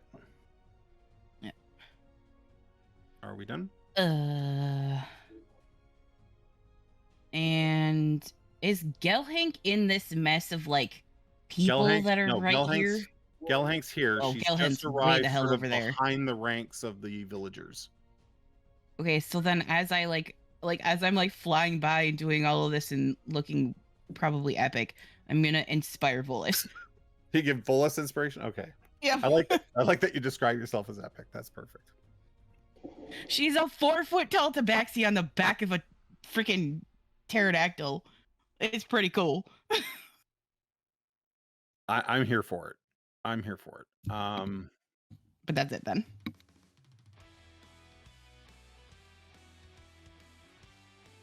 Okay, and Ankhtepot will use his legendary action after you go Smudge. He turns himself into a sand whirlwind and moves back into the mass of the zombies and skeletons, and then reforms. So now it's the Sphinx turn. So this Sphinx can still attack just with disadvantage and a -4, right? Am I reading that right? Yes. Yeah, minus D4. Yeah. Okay. Wow. Wow. So it will. It's going to.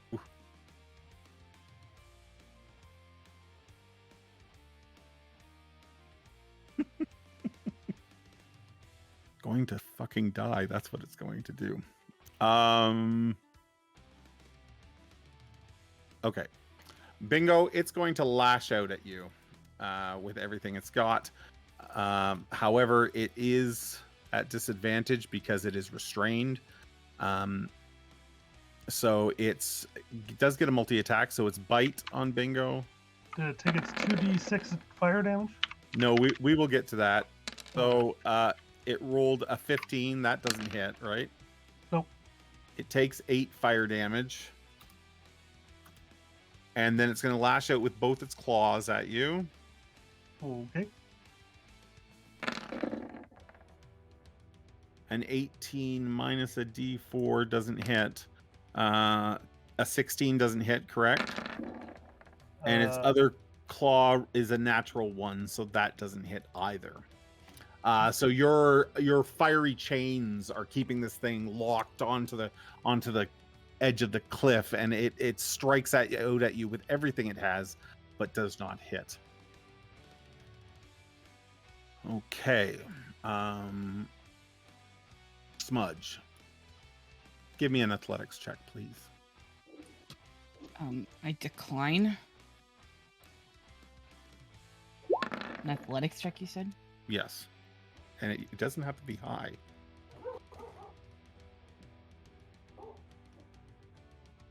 Sorry, my character sheet's okay. lagging.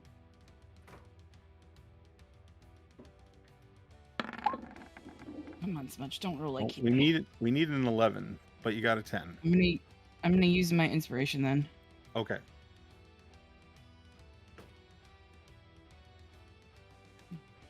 Come on, Smudge. 13. Okay. So the first one doesn't work. It's going to try again. What's happening? Something with claws is pulling at you, trying to de-seat you from your mount. This time you got to beat a 25. Yeah, that ain't happening. Even if I roll a nat 20, it's not happening. You fight, and just for a moment you think you're going to hold off, and then you feel yourself pulled off the back of poor Terrence. And it bites you as you feel yourself plummeting downward. It crits you with the bite, doing 47 piercing damage.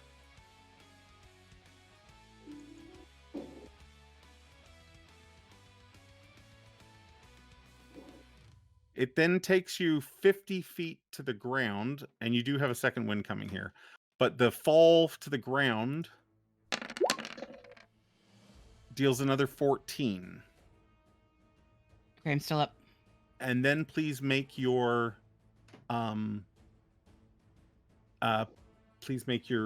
second wind roll. Nice. So Terry is still 50 feet up, and you are on the muddy riverbank as you feel a beak not like tear at your chest, and a claw is slowly pushing your head down into the muddy sand of the bed. Okay. Okay. Phoenix is gonna take his other legendary action, All right. and he's gonna. Okay, sorry. I don't use creatures that use legendary actions very often. It's every round that they get these legendary actions, right? At the start of its turn, it will gain all 3 legendary actions. Okay, cool. So then it's going to use the last 2 that it has to do the what is that called? The swoop. The So it moves up to its no, it's swoop. It moves up to its speed and makes 1 fiery talon attack. So Okay. it's going to. Actually, this guy's still right here. So he's just going to use 1 and he's going to peck it. Okay. Sounds good. I will make the beak attack here. It is with advantage. I'm going to roll again just to see if we get a crit. We don't, so it does 14 more damage.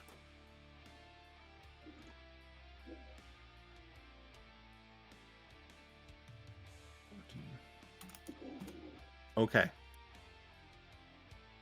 The horde moves.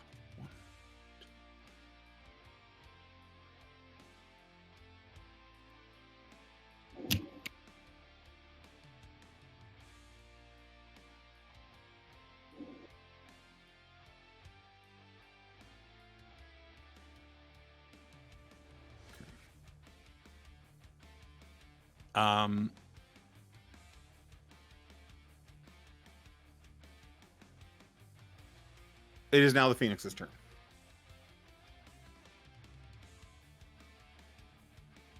So it gets its 3. Okay. It is back. So yeah, it's gonna just it's gonna go after the one that's restrained. So the bite and the talons against the one that's restrained. Yep, that sounds good. So it has advantage on these attacks. Beak and fiery talons. So a total of 34 damage. This creature restrained by Ryan's chains of fire and getting pecked by the beast is like feathers are just burning off it, and charred, cracked skin can be seen everywhere. Volus.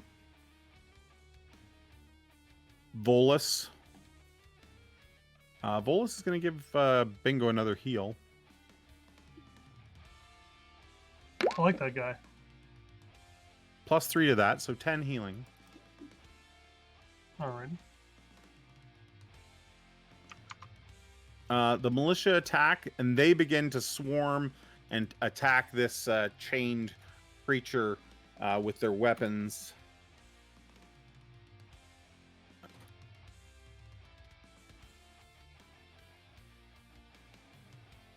And he takes appropriate wounds. Gelhank, it's your turn. You're welcome to move through militia squares. They will fight with you. Okay, I'm gonna attack with my sword first, and then I will move up there. Okay.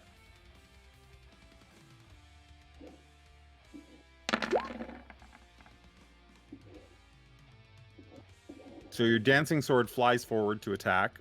That is a hit. And that is 13 damage. Nicely done. It is not dead, but it looks like it doesn't have much left in it, Gelhank. Okay, I'm gonna move to this Sphinx up here. Yep. And it looks at you with its vulture-like head.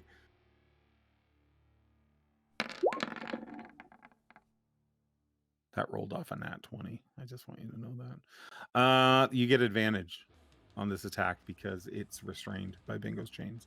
So go ahead and roll again.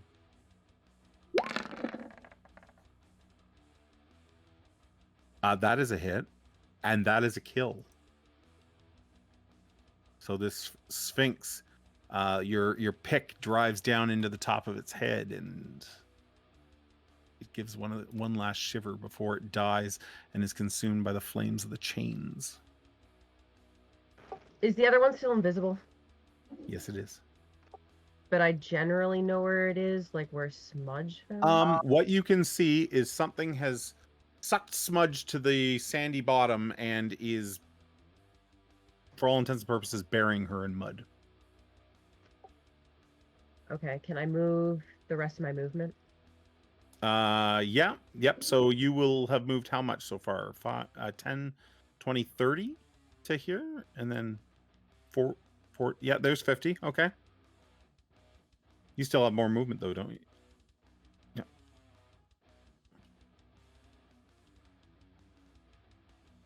All right.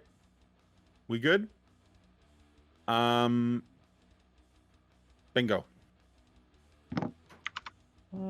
Rip Bobby.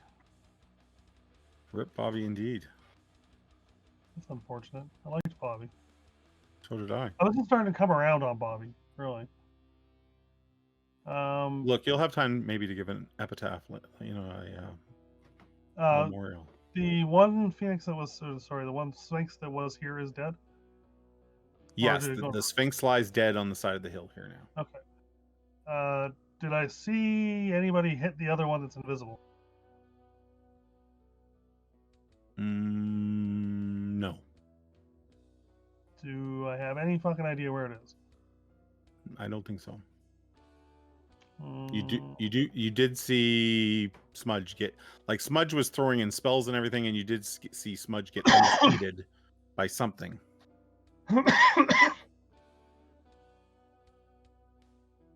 So can I attack in the general direction of where I think it is? If you would like to take a blind attack at, sure. Okay. You want to move to the edge? Sure. So it's just disadvantage, or? Yeah, disadvantage on the attack, and a 1 will hit Smudge. Okay, yeah, that sounds good. I'm a halfling, it won't happen. So I will blindly attack with Tempest. Well, you can't attack with your sword, dude. She's down 50 feet. Oh, okay. Well, hold on a minute then. Okay, I'll shoot the short bow 3 times. Okay. 16? 16 is not a hit. 16? 16 is still not a hit. I'm gonna add my inspiration. I was gonna say you still have that. So Okay. I'm gonna add a D8. To this second Or is it- shot is it- here. Is it a D8 or a D10? A D10, I think, It's isn't it? D. Oh god, at D8? this level, I think it's only a D8 still. Okay. So let's make that 16 a 21. That is a hit. Okay. So give me some damage. Uh, Give me some sugar, baby. it would be 11. So your arrow strikes something that's on top of Smudge. Could you roll a concentration check? Oh, yes. I'm like, why? Not advantage, so the left side, 21. It does. Oh. It keeps its greater invisibility rolling. Okay, I'll shoot again. 18? That is a hit. 8 damage, and then a concentration check.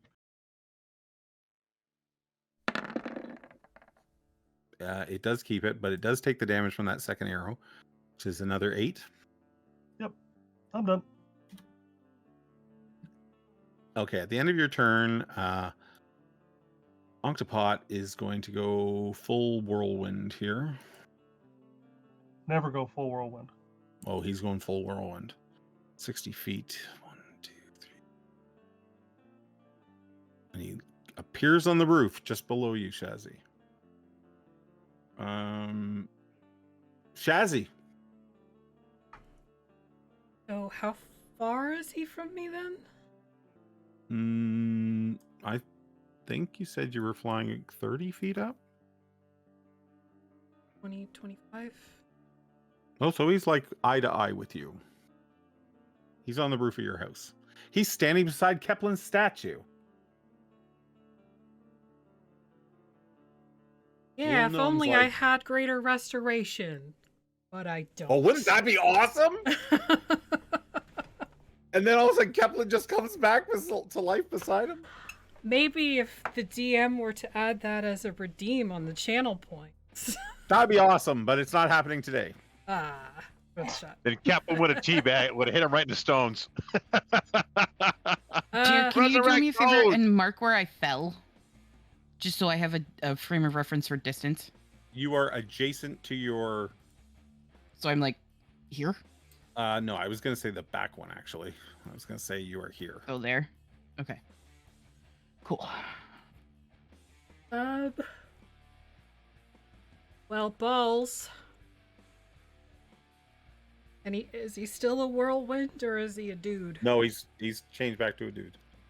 Okay, well I'm gonna pull out my Mace of Disruption. Nice. Hey, remember this? Whack. And you hit him with his wife's arm, Yeah. which I feel should be an immediate crit. I'm also gonna name him my Yep. prey. Yep. And since you're attacking with his wife's arm, I'm going to give you advantage. Okay, that's Because I good. feel like wives know how to hit their husbands properly. So let's do that. Cool. Slap upside the head. Even in death, she's still fucking with him. That's right. 18. That is not a hit, unfortunately. Ugh.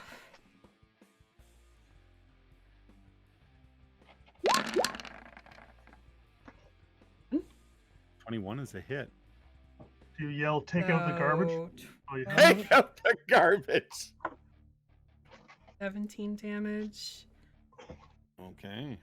17. Nicely done. I'm guessing he's probably not under 50 or 25 hit points.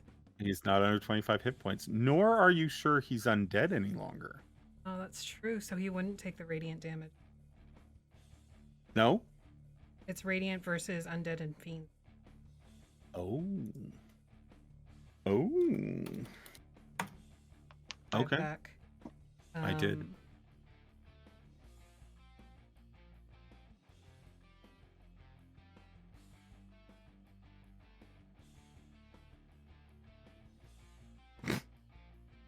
I'm gonna try moving.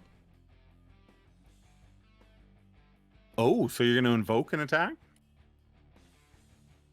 Yep. I'm here. Okay, let's do that. He will make a death touch against you. 23. I've hit. Or yeah, 23. 29 necrotic damage. Yep. And you may move.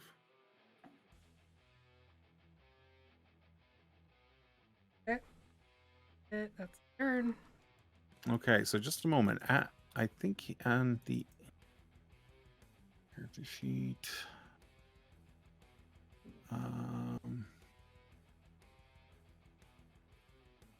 It's within 10 feet. Okay, he will make a dread glare at you as his legendary action. So Shazzy needs to make a wisdom save, DC 18.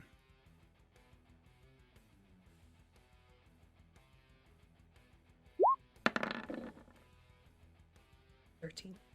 13, so that is a failure. You failed by 5, so you become paralyzed.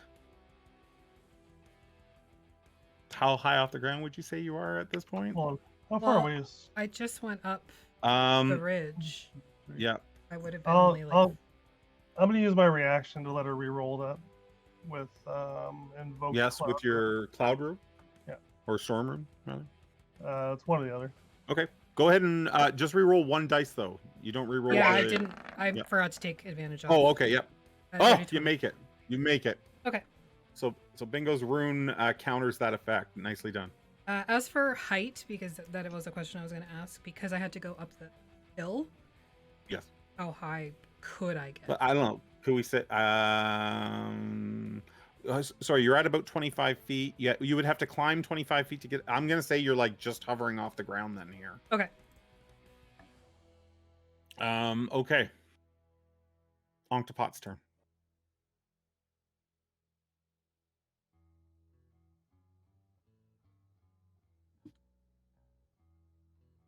First of all, you see some wounds start to close.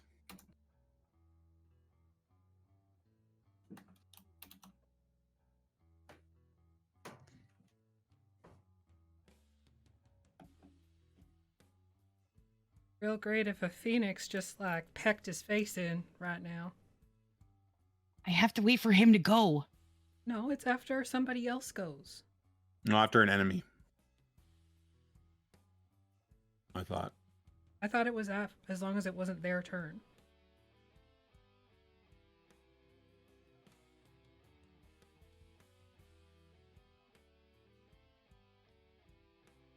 Hold on.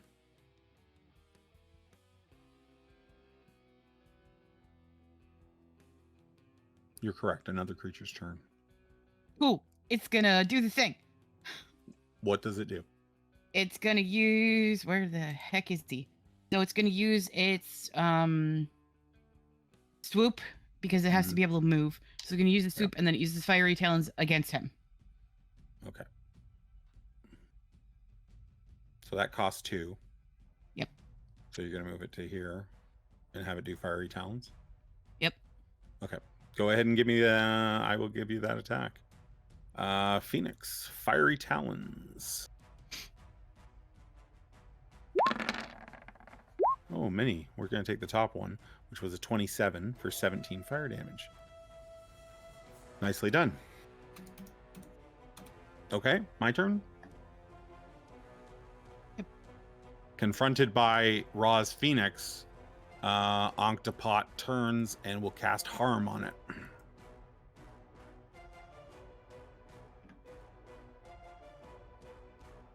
So, the target must make a Constitution saving throw. So let's bring up the Phoenix's saving throws here. It's a Constitution save. It failed. On a failed save, it takes 14d6 necrotic Legendary damage. resistance. Oh, nicely done. Nice. Nicely done. Job. So it makes the save. I'm frantically reading his stat block. So it will only take half from this damage. So it was to take 49 necrotic. So it will only take half, which is 25. 24. Thank you. Okay. And now it is Smudge's turn. I don't Hey, have a way to track the Phoenix hit points. I am Are you tracking. like? Are you able? You are on your end. Okay, good. Okay, so if it's Smudge, roll me a D100. No, thank you. Yes, please.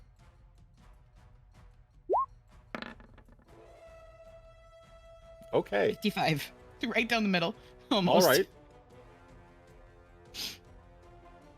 Nothing happens. Go ahead. Okay, so Smudge is like this thing is standing on me. Yes. There is a large creature sitting on your chest Okay, with so its Smudge. with its beak gnawing at you, and it is pushing you under the mud. Cool. I dimension door over here. Do you have to see it, or I think you just had to have Nope. seen it, right? Dimension door. You just have to. You don't have to see it for dimension door. Nice. So you blip across. Yep. Now, like suddenly, Shazzy just sees me like down the road. And you are outside of Ankhtepot's sphere. Yep.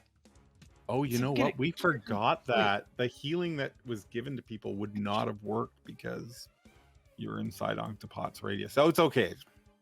What's done is done. Chat Okay. should override And that. then What? Chat should override that. Just saying. You think so? Well, yeah, they're paying their points for it. Okay, fair enough. and then okay, so dimension door over there, and then I'm going to. Oh, I have to roll a concentration check for the Bane. Oh wait, no, he's dead. Never mind. Mm-hmm. Um. Oh no, you would have to concentration check for the Bane that's on the other one still. Yeah. But I did. that's We right. forgot to take that into account. But I beat you by a fair amount, so I don't think. Yeah, I'll roll it right now just to be sure, but You're fine. and then okay, so I dimension doored, and then I'm going to. I'm gonna say that Terry flies to you. I know you don't like his name is Terry, but Yeah, for not naming him. I was gonna name him Marshmallow, and then people started calling him Terry. So okay. Anything else? Dimension door, bird flying to you. 10, 9, 8. Nope. 10. Okay. that is it for now. Oh wait, I inspire Shazzy. Wait, how close do you have to be for that? 60 feet. I think you're too far out of range here for that. Okay, I'm moving on. All right. The Sphinx goes.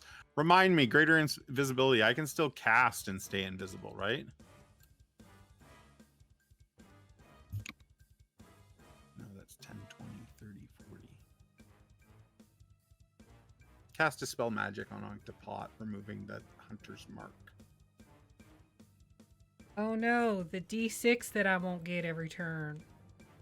There's Shucks. other stuff Hunter's Mark gives you. Yeah, well. Okay.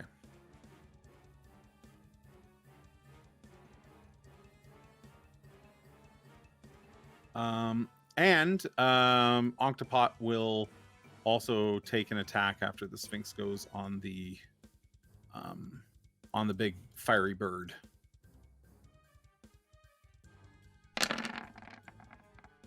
That is a hit for 22 damage. Okay. I just took that off the wrong creature. So now it is the Phoenix's turn, and it's top of the round. And I think rather than the Phoenix going, we are going to take our break. We'll be Sound like a back. plan? We will take a breather and be right back.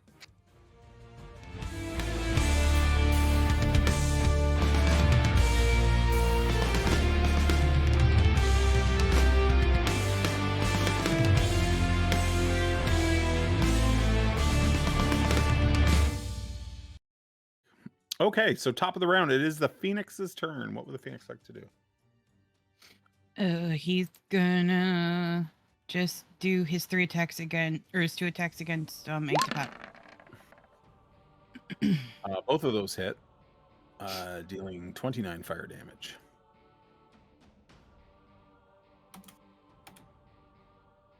Well done. Moving anywhere or staying there? It can move away without No, invoking attacks of opportunity if you so choose. Because it has flyby, I think. It says that right in its stat block. Yeah, no, he's gonna stay there for now. Okay.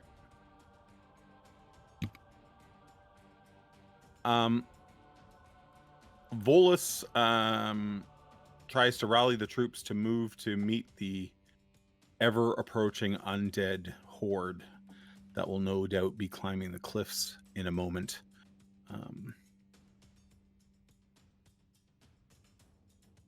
And Dashkey and Rat can move with him. These guys will adjust. Oh, that's too far. Hold on. 1. So, Shazzy, if you're not off the ground, they're just moving around you. They will, of course, you will get cover, though, while they're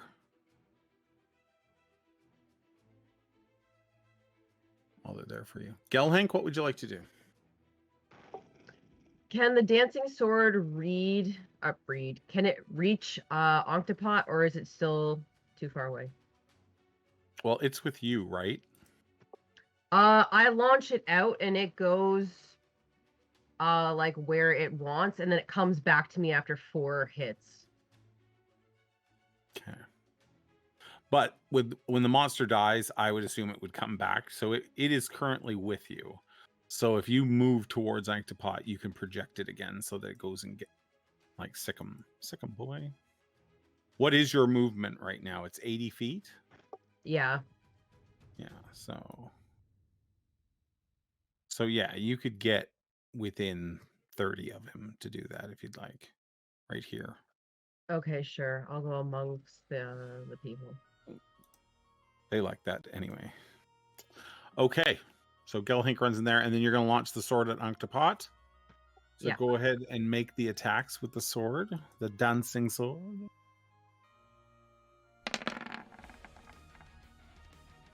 25 is a hit. 9 damage. Nice. Okay.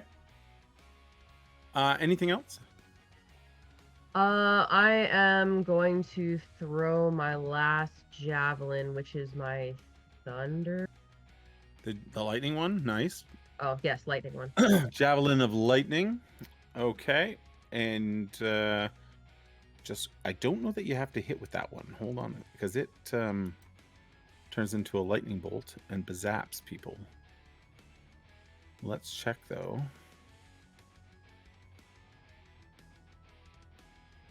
Where the hell did it go?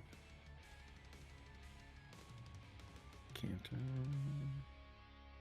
Javelin +1. No, I might have to look that up. Javelin of lightning. There it is. Okay, so command word, it transforms into a bolt of lightning. Each creature in the line, excluding you, and the target must make a DC 13 saving throw. On a failed save, has no. The lightning bolt turns back into a javelin when it reaches the target. Make a ranged weapon attack against the target. On a hit, the target takes regular javelin damage plus an additional 46. Okay, so there's nothing between you and Ankhtepot. So you're just going to roll to hit Ankhtepot. And if it hits him, it does your javelin damage plus an extra 46.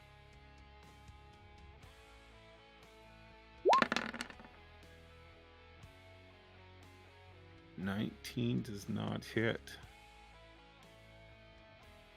Do you have Bardic Inspiration?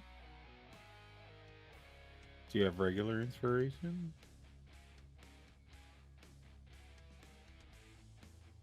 That's clicked. We'll say yes. Okay. Let's use that inspiration and re-roll that hit. That's a hit. Okay. So it does 12 damage, and then I need you to roll 46 for the lightning damage.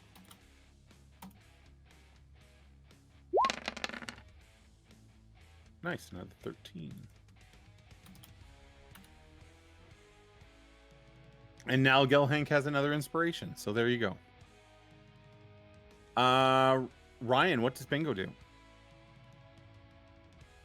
He's eating nachos. That's okay. Oh, actually, you know what? After Gelhank, Ankhtepot is going to hit the Phoenix again with his...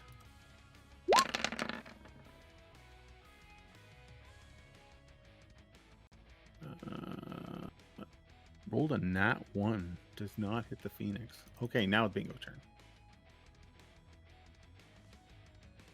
Bingo! You're muted, my friend. Okay.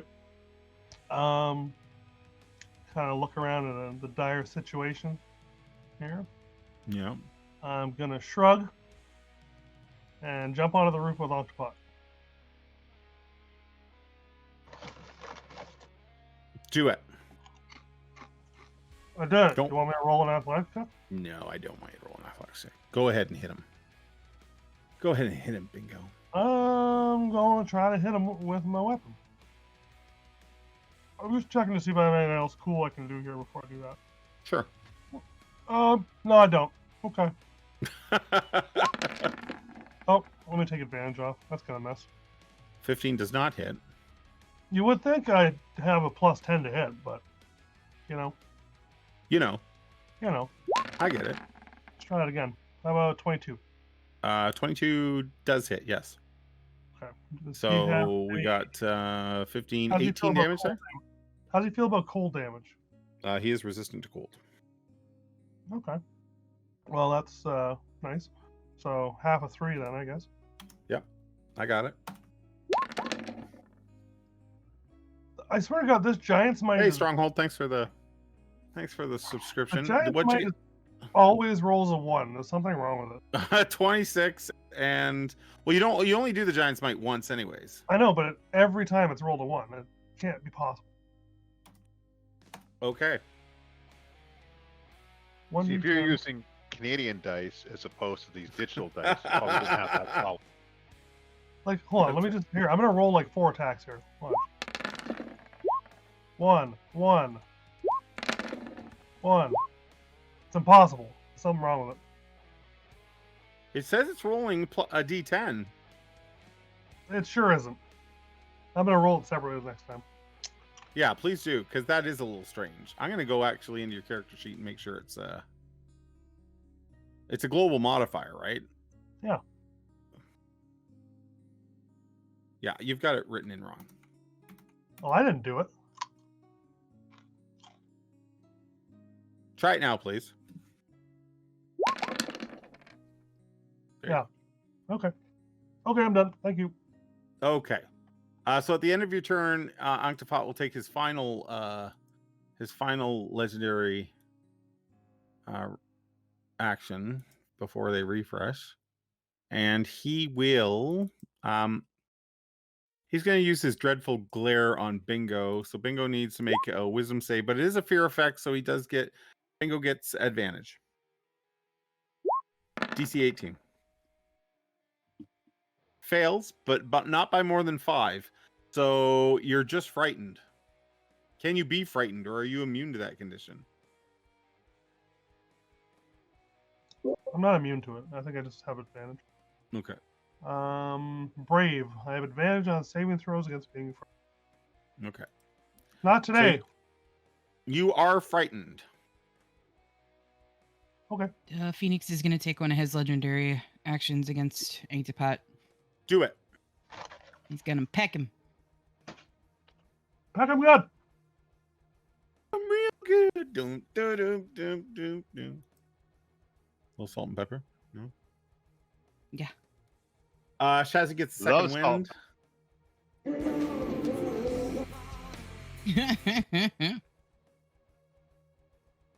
I can't roll the attack for the Phoenix. Oh, okay. Sorry. And I'm sitting here dicking around. Okay, so beak, talons. The talons did not hit, but the beak did. For 17 fire.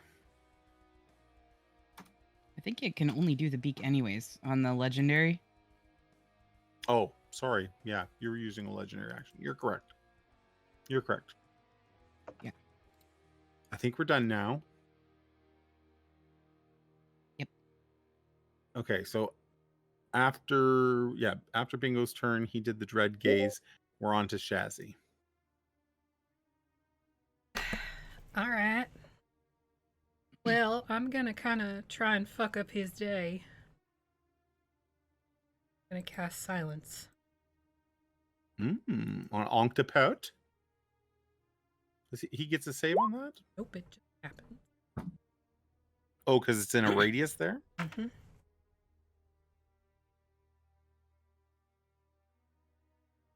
Ooh. Okay, so let's mark the board with that because that's kind of important. It's a 20-foot radius? Yep.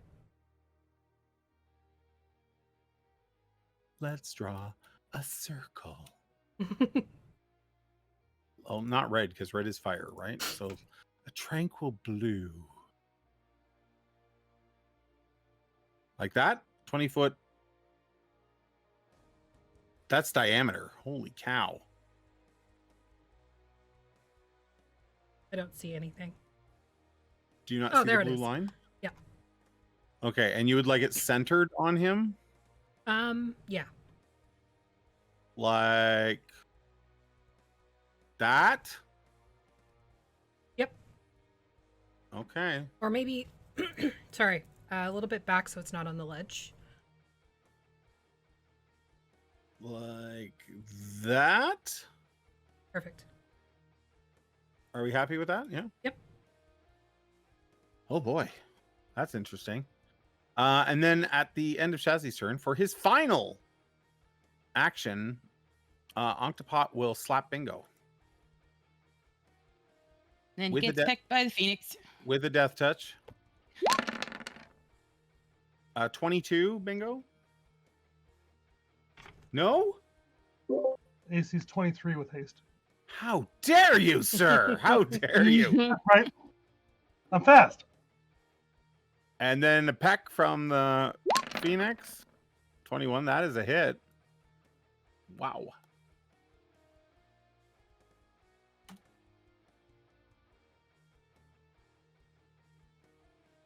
Okay. So now Ankhtepot's turn starts.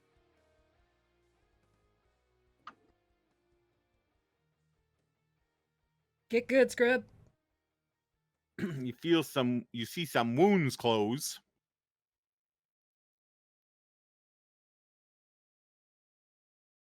I'm at a loss of what to do here. Suck Play my dead. dick. Wow. And Bingo's gonna on the case. You better He start can't playing dead. cast. I was about to say he's going to cast, but then I realized he can't cast. He is going to do a dreadful glare at the Phoenix. So Phoenix will make a DC 18 Wisdom save. He fails. Are we using... Legendary resistance. That's his second one, right? Yep. Okay. Good to know. And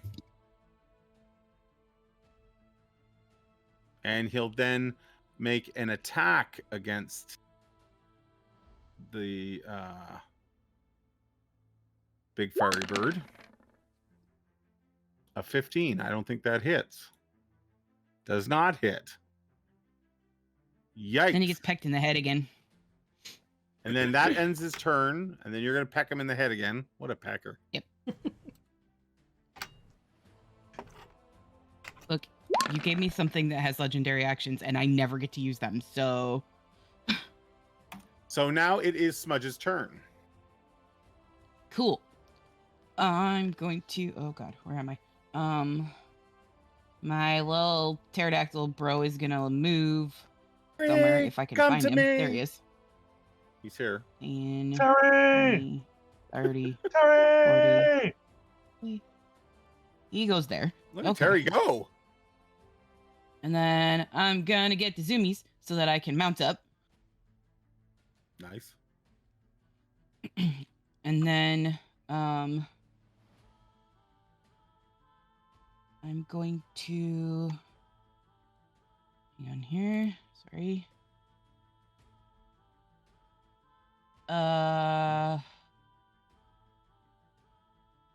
The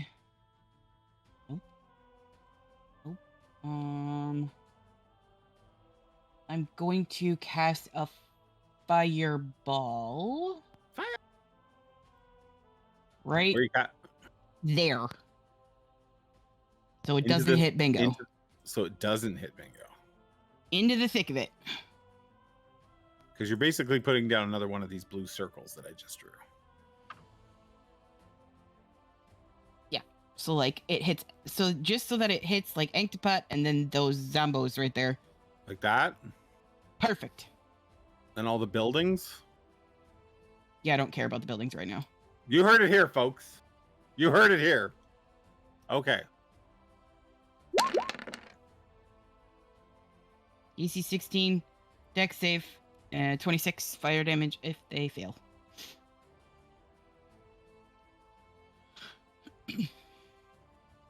Good. Bio.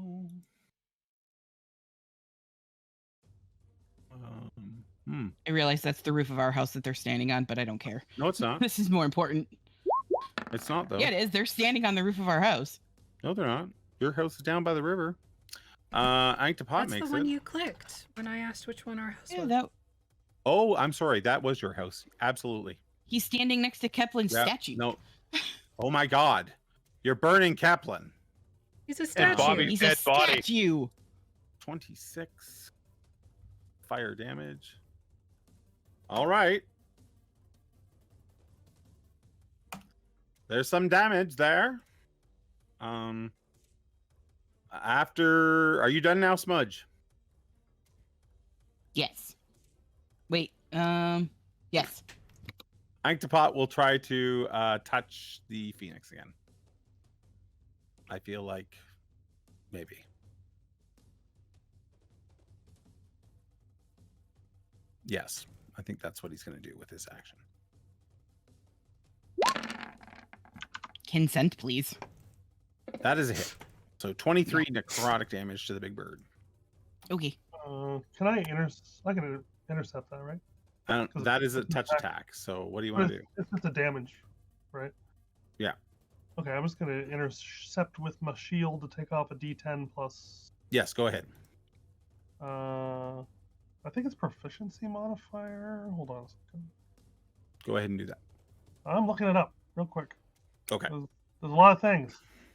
You're not kidding. Interception D10 plus your proficiency bonus, which is what, 4 or 5? 4. So I'll reduce the damage by 11. That's going to miss then. No, reduce the No, damage. not the attack, just the damage. Oh, okay. Yep. So you're I'm the not Phoenix is that at cool. Phoenix is at 117. Oh, he's got fucking more hit points than I do. What am I helping him for? Thank you.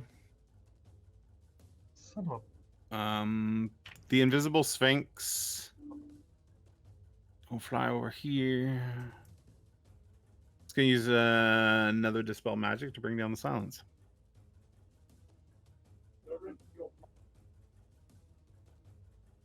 Because I know that'll piss you off. Okay. And then after the Sphinx goes, I'm going to use Anktepot's stuff again here. Why can I not grab that circle? Do I have to be able to see the thing? What thing? And is it? I guess I can't tell where it is. No, you have to be able to see it. Okay. And what's the range of your counterspell? It's only 60 feet, so You I'm are not close even enough within range. anyways. Ankhtepot is going to use his last two remaining actions to use his blasphemous word. So the Phoenix and Bingo need to make a con save, DC 18, or be stunned until the end of Anktepot's next turn. That's unfortunate. Hey. Hey. How come you had advantage? I didn't mean to. Oh. So you rolled a 17? I guess so. Great. Do you still have a bardic inspiration? Nope. No, I think he used it. And this guy also has to make a. You know what? I have a regular inspiration. I don't want to lose a whole turn. So I'm just gonna use it. Well, the Phoenix failed. Does it want to use Yeah, its last legendary resistance? I rolled worse. Yeah, I don't want it to get stunned. I am stunned AF. You're stunned as fuck. Yeah. Okay. Where is my stun token? This is bothersome. Prone. Oh. Silence. No. Stunned. Okay, there we go. And the Phoenix uses its final one. Yeah. Is the Phoenix using any another attack or no? It's gonna use its last peck Okay. against. I assume so, but I want to be sure. It hits, doing more fire damage. Which he doesn't seem too bothered by, but at the same time. Through the burning buildings. Looking. What are you saying? How is he looking? He looks like Ankhtepot. You look like a man. Are you asking me if he's bloodied? Yeah. No, he's not bloodied. Lovely. Okay. These undead hordes continue to advance, and they are crawling up the cliff. And they have just about reached. They have reached the top, but they're not up and over or anything like that. It is the Phoenix's turn. It's gonna do the thing and attack Ankhtepot. Okay. Do your thing, Phoenix. Do your thing. Both of those hit for a great deal of damage. I don't know why that just put the Space Jam song in my head, but it did. Did it? Yeah. Do your thing. It's a Space Jam. All right. All right. All right. Volus and his people. Shazzy, are you on the ground? Can Volus heal you, or? No, because I'm in the bubble of death. Oh, that's correct. You are in the bubble of death. Volus is wondering what the fuck is wrong here. Volus is going to move to over here and cast Turn Undead.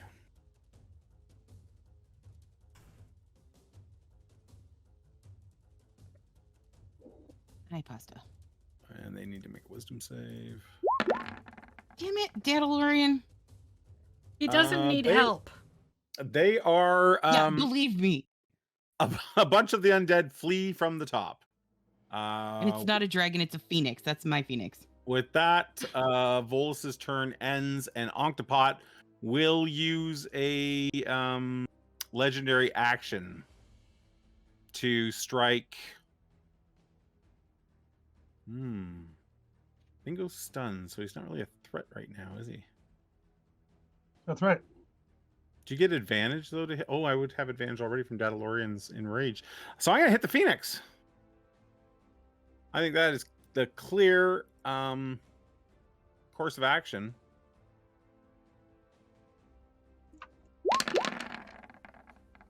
A 29 hits, dealing 25 necrotic damage to the Phoenix. Peek attack. And he pecks back as a legendary action. Does not hit. Rude. Our townsfolk, I think, go now here. So they begin to fight along the top of the ridge against the zombie and skeletal hordes that Ankhtepot has rallied against them. And they have the high ground. So you know what that means. Please hold.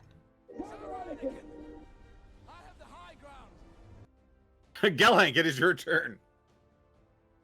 I would like to use my movement to get up to Ankhtepot if I can. You certainly can. Get over there. There we go. So you are on the rooftop with Bingo. The building is burning, and you're fighting Ankhtepot right beside Gilpin's statue like this. Covered in bird shit. Covered in monkey shit and bird shit. Okay, Sword's gonna go first. Yeah, your dancing sword does not hit. I am going to recklessly attack and use Iron Fang. Okay, do that.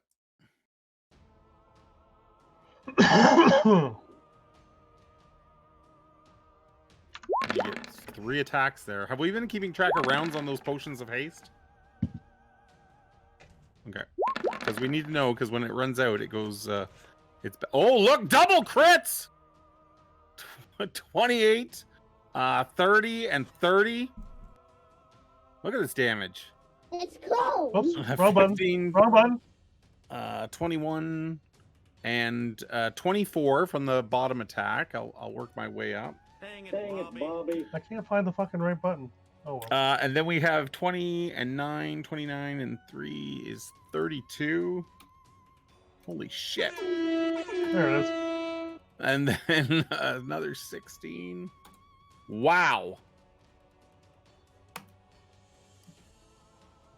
Suck it. So because Bobby is dead, does that mean that Alan can use his channel points now? Sure. How do I'm I gonna use say those? that you hit him so hard with Iron Fang and the explosions of thunder that burst off, you and Ankhtepot fall through the roof of the house, down into the floors below. Son of a bitch gave me disadvantage. Bingo, you're still stunned. Shazzy. Well, I'm amongst the horde here, so I'm gonna move here. Mm-hmm. And I'm gonna cast Spirit Guardians. Oh, so you're like a whirling dervish of delights. Yes. All that And then work. are we just flying through undead now? Yeah.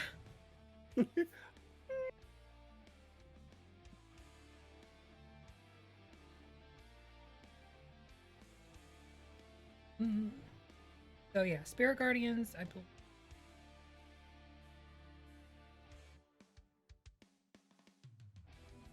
Oh wait, I'm not a high enough cleric. Never mind. To cast Spirit Guardians? No, only level 3. Gotta be level 5. But I will cast Spiritual Weapon and send it down Okay. into the hole. After Ankhtepot? Yep. Okay, go ahead.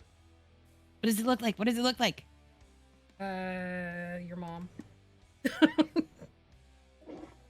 That's a terrifying thought. I know. That's why I said it. Maybe your mom. Maybe your mom. Mom's a lovely lady. A sexy demon. Ooh, no. It looks like a bullwhip. Okay. Because it's probably the last session or two. I'm gonna lean harder into the Indiana Jones. Okay. So the bullwhip flies down after Ankhtepot. Yep. Roll to hit. No. No. That's okay. So that's my bonus action.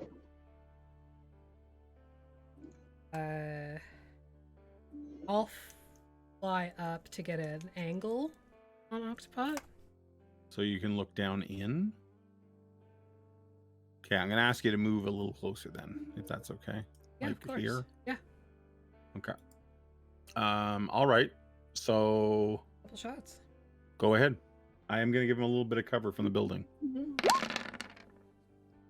Ugh, 8, Does not hit.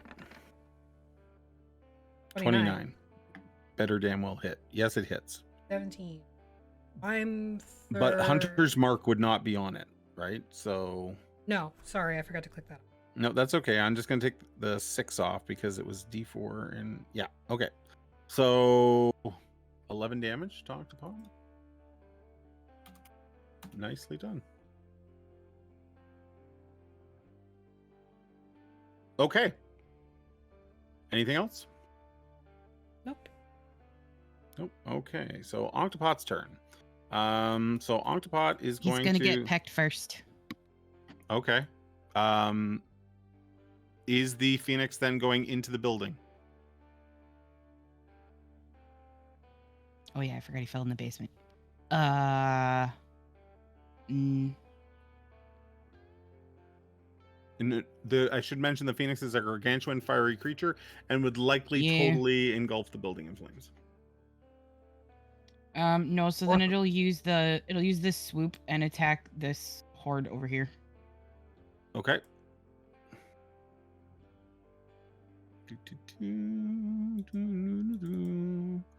Oh god, I lost it beneath all the other things here. Okay, I'm just gonna put I'm gonna put it aura effects up. I'm gonna put it here, but it is in fact swooping by. And the Phoenix's swoop ability allows it to make a beak attack. Is that correct? Talon, the fiery talon attack. Oh, yes, you're right. Fiery talons. Wow, 20. Okay.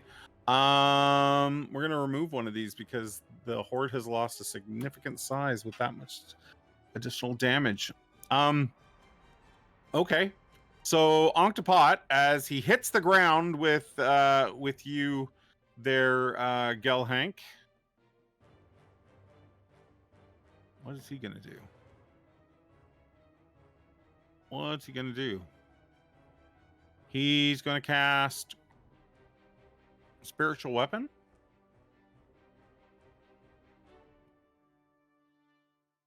I think I'm gonna upcast that one level.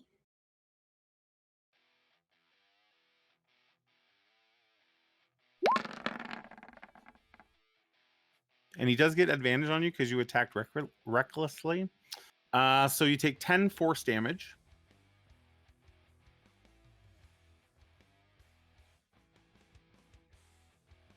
He will then use his Dreadful Glare. So you need to make a Wisdom save DC 18. Or be frightened. If you fail by 5 or more, you will be paralyzed.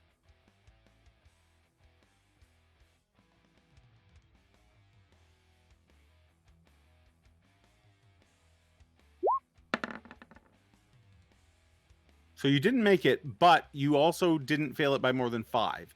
So you're feared. And then he attacks you with his Death Touch, and he gets advantage on this. So a 26, which I bet will hit for 20 necrotic damage. Halved for you would be 10.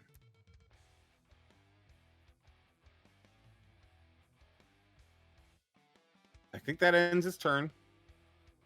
Smudge, your turn. Okay, so I'm on the back of my guy here, so he's gonna move. We're gonna go 60 feet. He's got. Okay, so we're gonna go 10, 20, 30, 40. Okay, so we're like there. Gilhank has been second winded. Gelhank, you got a second win, so 2d10 hit points come back. And then, so he's gonna make a bite attack as we get Swoop to by. this horde here. Yep. 17 Nicely done. or Nicely done.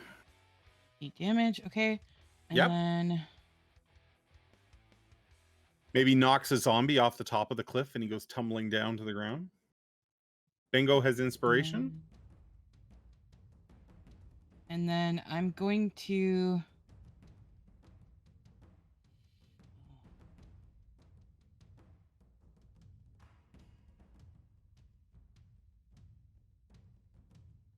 So where I'm at, they're down inside the building, right? So I can't see Correct. No, you cannot. them. Okay.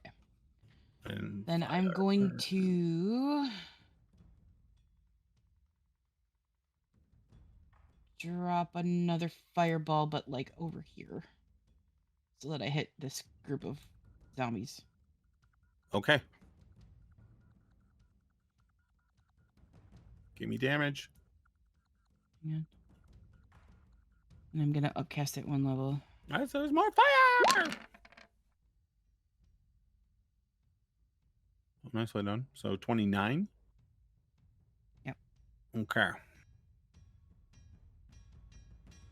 So another part of the horde looks like it's about to break. It hasn't quite yet, though, but it's damn close. And then I think I can see Shazzy from where I am because Yes, you you're can. still up, She's right? straight ahead. She's straight ahead of you, over top of your house, firing her bow down into the roof of the building. I'm going to inspire you. Bardic inspiration. And after Smudge goes, Ankhtepot will legendary action and whack our barbarian with advantage because recklessly attacked. 27, which is a hit for 24 necrotic, which is half to 12.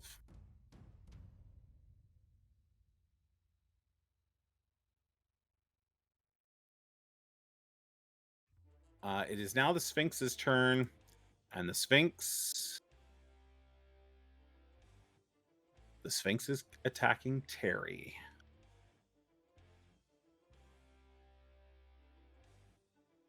So it will use its claws on Terry. A 24 hits and a 38 kills him. Yeah, so he turns back into the little statue Yeah. thingy. And he will claw you as well. A 26 hits for 33 slashing damage.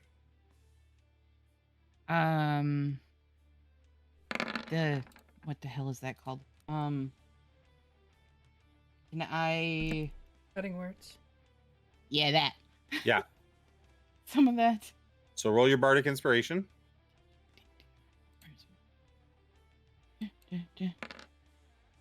Okay, so 33 drops to 28. Okay. And then it also bites you for 25. Smudge is unconscious.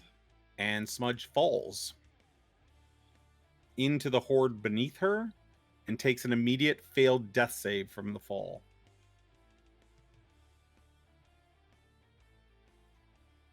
And as the zombies and skeletons begin to pull at her, we're going to wrap there for the night. And come back next Sunday Holy shit. That's some shit. So let's get Terry out of there. Kater did. And then we're gonna drop Smudge in there. Okay. So let's remember who has Bardic Inspiration. Make sure you've noted something on your character sheet. The great Bobby. Yes. Yes. Yes. Bobby's We- dead. We Yes. lost the great Good. Bobby tonight. It's not looking good for Smudge. We might lose the great Smudge tonight. Yeah. I actually oh, you know what? I think I have one more legendary. So I'm going to use up Ankhtepot's last legendary to hit Gelhank here.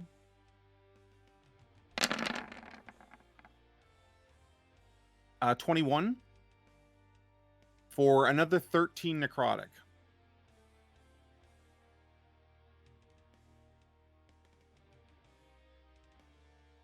We will lock the board. We will leave everyone in limbo. Bingo is also no longer stunned because Ankhtepot took his turn.